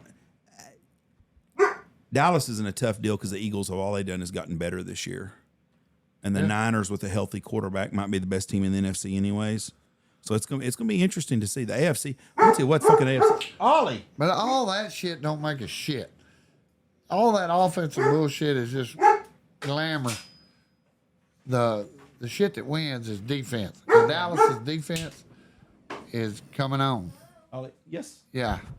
Yeah, when you got old Mike Parsons and the guys that they've added on that son gun, I think you're going to help him a bunch. Did you see where Micah Parsons took Tyrone Smith and just fucking whoop? Yeah. You're over here now, big boy. I'm telling you. And I don't know how big he is. He's huge. Well, no, Tyron Smith. I think he's like 6'7". Yeah, he's Close that door, Jeff. He's a monster. Real quick. Tyron Smith is 6'5", 312. And Micah Parsons just took him and like he was a said, third grader. "You're over here, big boy." That dude is badass. We had a kid on recently. He's the number one linebacker in high school. He's going to play for Ohio State next year. And he worked out with Micah Parsons this offseason. Yeah. Micah Parsons, trainer or something, texted him and said, "Hey, if you'll open the weight room, you can work out with Micah." Yeah. He said Micah Parsons' arms go down to past his fucking knees. He said his hands are like this That's big. huge. I mean, he He's said freak. he's just a specimen. And fast. God dang. He's a good ball player. Well, I'm looking at it right here. That Tyron Smith, his 40 time at 6'5", 312 he ran a 4.9 40. His problem is his back. Well, I know that, but can you imagine a guy of that size Nope. running a sub 540? Dallas has probably the second best defense in the NFC. Now let's look up Micah Parsons. 49ers have got the defense. Micah Parsons, Well, you're a Cowboy fan, though, and I'm not a Cowboy fan, so it's better to 245 argue. is Exactly. what and Micah I hate Parsons is. 49ers. But 49ers didn't impress me last year. If their quarterback don't get hurt, they probably are in the Super Bowl. 6'3", 245 is Micah Parsons. Did you see where the Niners have come out and said that if they would have beaten the Eagles, they would have had Phillip Rivers as their quarterback in the Super Bowl? What? Yep, they said because Brock Purdy got hurt, his elbow, and the other guy was hurt too, wasn't he? Trey Lance. No, I think he just sucks. Yeah, he Yeah, does. he just sucks. And they said the coach come out and said if we would have beat the Eagles, we were going to sign Phillip Rivers and he would have been our starting quarterback for the Super Bowl. We'd have brung him out of retirement to quarterback that. You see where Phillip Rivers is sitting there, baby? Yeah, like a number 11. Yeah. Dang. Can you imagine 11 kids? Well, God did say you need to Populate the earth. populate the earth and prosper. Well, 11 of them's a lot of them, isn't it? 5 of them's a lot. I got 5 of them some bitches, and that's plenty. Those people were your cousin. Oh, really? They're Jesse's cousin. They were here for a wedding reception. Wanted to know about her hunts. When'd y'all get married? They were here for a wedding? For y'all's wedding. We were like married in October of 11. So 12 years ago, they decided to stop by again. Let's go see what they're up to. Let's see what they're up to I'm out serious. Let's see. The guy goes, well, do y'all have fish in here? So we got to have some water. there. No shit. Yeah, no shit. We're in don't the I said- desert of Texas. I go, What- I don't have any brochure. Everything's on a website. We're doing a podcast there. We were here for Andy and Jesse's wedding. Well, that's Andy right there. We're doing a podcast. Oh, I'm sorry. Fishing. Should have brought them in here. Hey, y'all saw come her. on in here. I kept thinking, I wonder if that's my mom's home health nurse and she don't know mom got put in a nursing home yesterday. I just couldn't figure out what was going on. Well, I here. heard the doorbell ring. Yeah, Or they hit the thing. Yeah. What part of this part of the world screams fishing to you? I don't have a clue. Yeah, no shit. I mean, I wonder if they got fishing excursions out there. what Well, he I asked. don't know. I got 2 tanks at the house, and I stocked them. July 12th, 8 years ago, and the other day I had a buddy of mine, and I ain't never fished some bitch, and I asked my buddy, we put like 3,500 bass, 3,500 channel cat in it. Buddy of mine called me, man, and need a place to take his kids fishing. And I said, well, you can't do it, but I tell you what, You're going to screw up now. Everybody's in town's going to be calling I said, you I now. got one chance. I said, I needed you to do a reconnaissance mission on this tank. Said, I told him a story about stocking it. Anyway, he took his kids out there on Sunday afternoon and called him. Well, I told him to call me if you catch something. He never did call me. And, of course, I called him back. I said, hey, how'd you do in the tank? He goes, well, we didn't catch no bass. But that son of a bitch is loaded with channel cat. He said, I said, really? He said, that's good. Like I They said, ate all we- them bass. Yeah, I think so. And I said, no shit. He was, yeah. I said, any biggins? And he said, well, biggest one we caught was 10 pounds, but every one of them was about 7 to 8 pounds, which they said they'll grow about pound and a half a year. So There you go. I've been wanting to go fish it, but it's 1,000 degrees, so we're going to wait for cooler day. I saw a video the other day of a coyote, and he was like bouncing really high. Do coyotes ever not bounce when they're running to your call? Like just being Oh, yeah, just like a hell dead yeah. sprint where they're not coming up and down like this? 99% of the time, they're just hauling ass. There ain't no bounce to it. Yeah. Why do they bounce? Like they're not sure of everything that you got going on, or That's what? kind of that's just a different lope, you know, like a horse. You know, Right. you got a horse that's got a dead run, and then you got a lope that's half-ass. I can show you the video. Kind of like a mule deer. What do you mean? A different- mule deer bounces. I guess the word I'm looking for is gait, a different gait. You know, you got your walk, run, lope. I think this is it. See how he's bouncing really? Like Yeah, he's just yeah, kind of 'cause light on his feet. Yeah, because he's not at a full run. But whenever they're running, they don't bounce like that. Huh. No, he's just kind of loping in.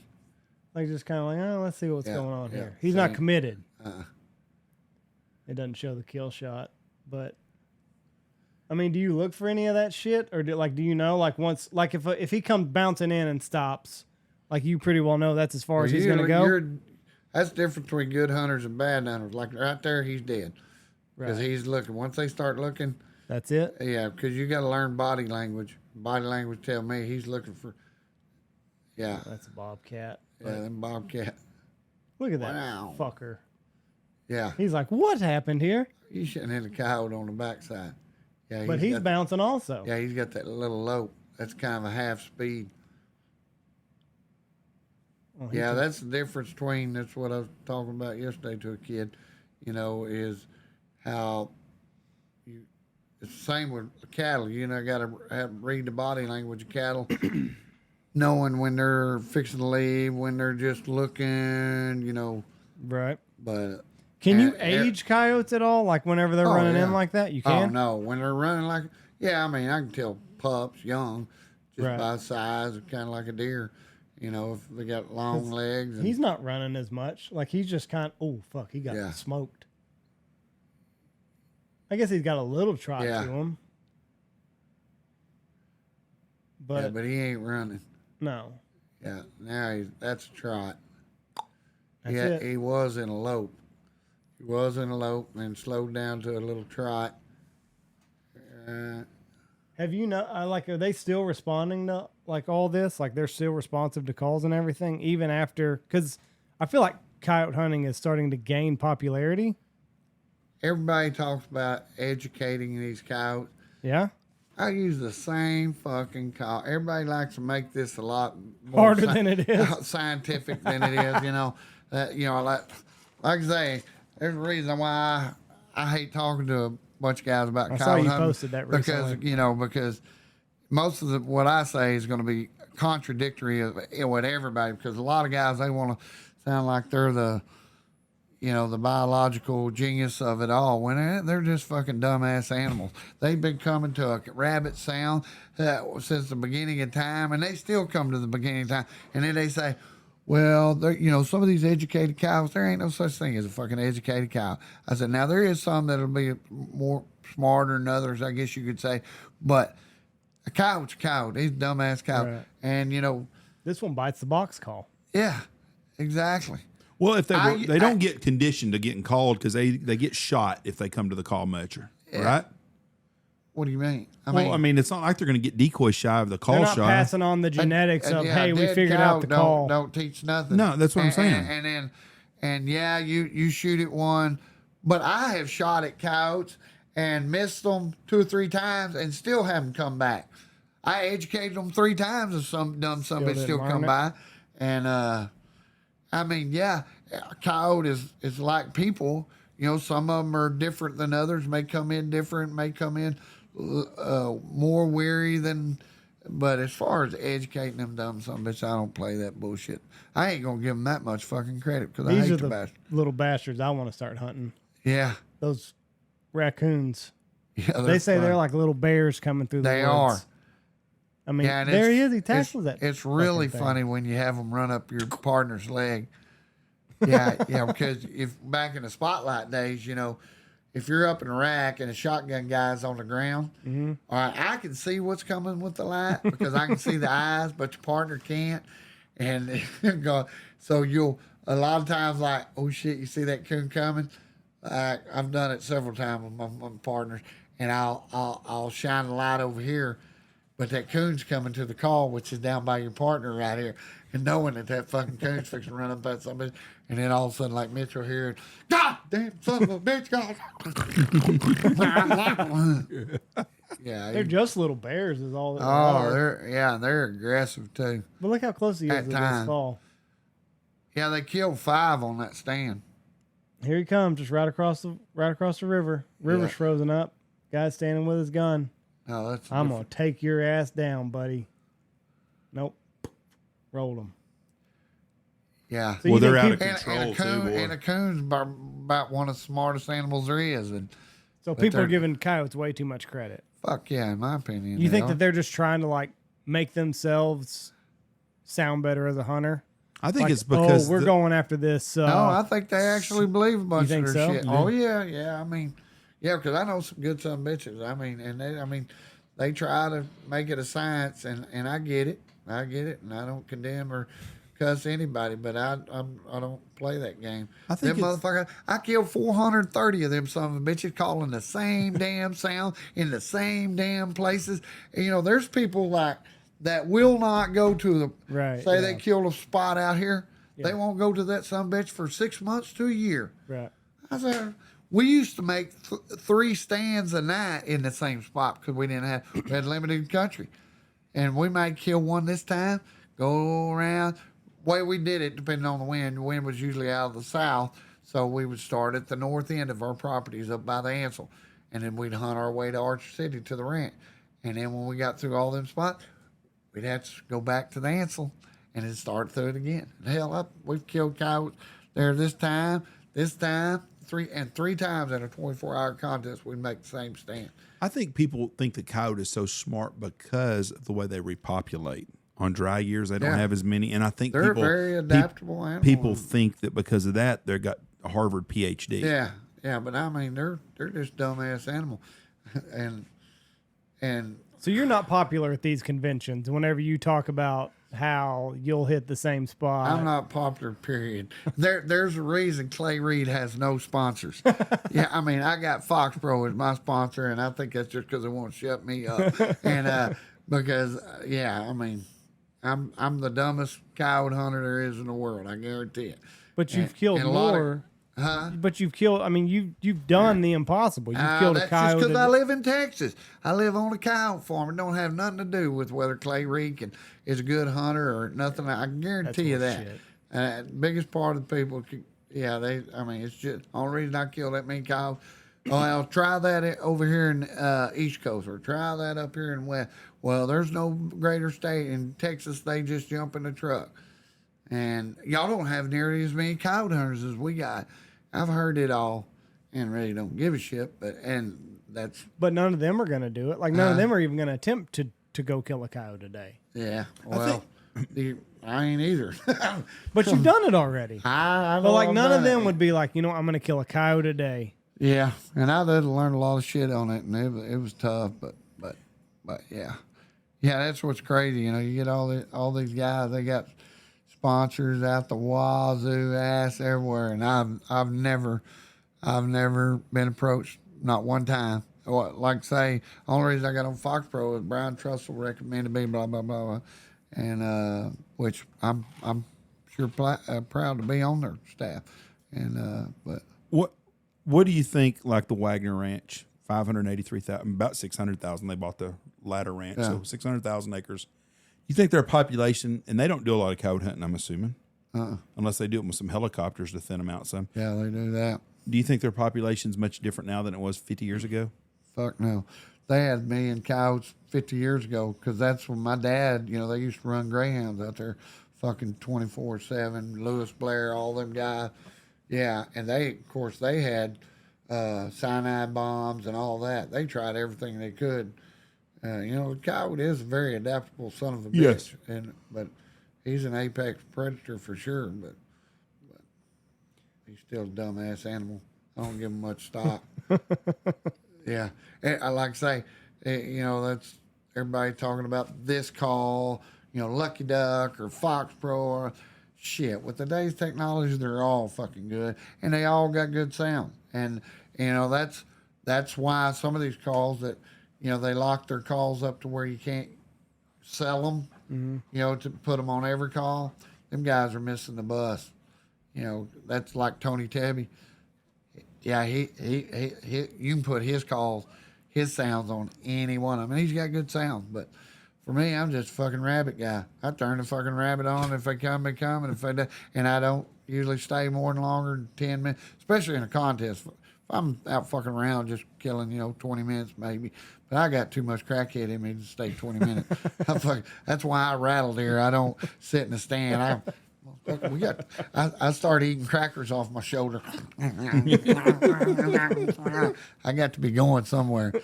Yeah, but that's a great thing about coyote hunting. But it's fast. But yeah, I mean, everybody gets caught up on this and vocals. That's another reason why everybody thinks I'm a dumbass, because I don't use a whole lot of vocals. Because the thing, of course, if you're just pissing and jacking around, that's fine. You got plenty of time. But a vocal is just like going to the bar. There's going to be your tough motherfuckers, and then you're going to be your pussies. And if you walk in the bar and say, "Hey, motherfucker, let's fight." Mm-hmm. All right, well, all them tough some bitches are going to show up. Yeah. But all them pussies, which there's more pussies than there is tough guys, they're going to retreat. And I've seen it 1,000 times in my year, where you hit a growl or something like that. And there's certain times of year it works a lot better, when they're mating and they become territorial and all that. But ain't nobody scared of the fucking rabbit. Every fucking cow alive, that's fucking rabbit. Or that's an easy meal. Tid mouse, tantrum, yeah. Well, that's the same with like turkey hunting. Turkey hunting and coyote hunting. I've never coyote hunted, but I think that they're the same, because you can put turkeys out there that have the full fan, and that's a dominance display. Well, only the king dingaling is going to come to that. So you're only going to get 1 or 2 birds that's going to come to that full strut. Absolutely. But if you put a little old Jake out there, everybody can whoop his ass. So he's like, fuck, I'll walk up on that. Yeah, I have bastard. his ass. Yeah, I'll take that bitch right quick. I'll whoop his ass, and I'll take his woman, and then she'll be mine, and we'll go off into the woods. Yeah, But- and in my line of business, I'm all about volume. I want to Right. get a bunch of them out of the woods, not one. Right. Yeah, exactly. Yeah. Exactly. So to me, turkey hunting, it never made sense to put that full strut out there because there's only 1 or 2 birds in the woods that's going to come up to him. Absolutely. So I'm like, I don't give a fuck. Like, as long as he's Now- got a beard, I don't give a shit. Now, if I'm in a contest where it's the largest cow, Right. we work a lot of vocals. Right. We're trying to get that big dominant male. Right. Now there are different situations of that, but I'm always trying to kill a bunch of them. Sons of bitches. I'm about You volume. goddamn right. Yeah, not so much quality. I just want quantity. That's right. Well, listen, it's been 3.5 hours, so we'll start wrapping her Damn it. up. Went by in a hurry again.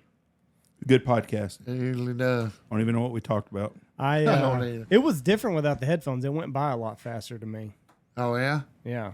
I like the headphones. I don't know no different. I think I done it one time with the headphones. I looked up and we were at 2 hours, and I was like, well, where'd that 2 hours go to? Clay is going to be here with us for the Gold Star hunt. We're going to be doing varmint hunting with the Gold Star kids, so I appreciate you doing that. We will be, I do have a couple of deer hunts left still. I think I got 3 deer hunts I can sell still. Anyways, if anybody's interested in deer hunt, kill 130-inch plus deer, let me know. I'm not going to be killing no 160 or 170s, I don't think. We'll have good deer horns because we have a lot of really good wet spring. Anyways, give me a call then. Thank y'all so much for listening to us. God bless y'all and be safe. I'm down 4 o'clock. That's crazy. It seems like we're here like 30 minutes. Man. Go check out Oh, the yeah? Looking Glass podcast, Lucky Duck, Ducks Unlimited, Double T British Kennels, Mossberg, Stanfield Hunting Outfitters, Alpha Outdoor Specialties, Hemp Hill Farms, Shin Gear, Dirty Duck Coffee, Dive On Ministries, Pacific Calls, and Boss Shot Show.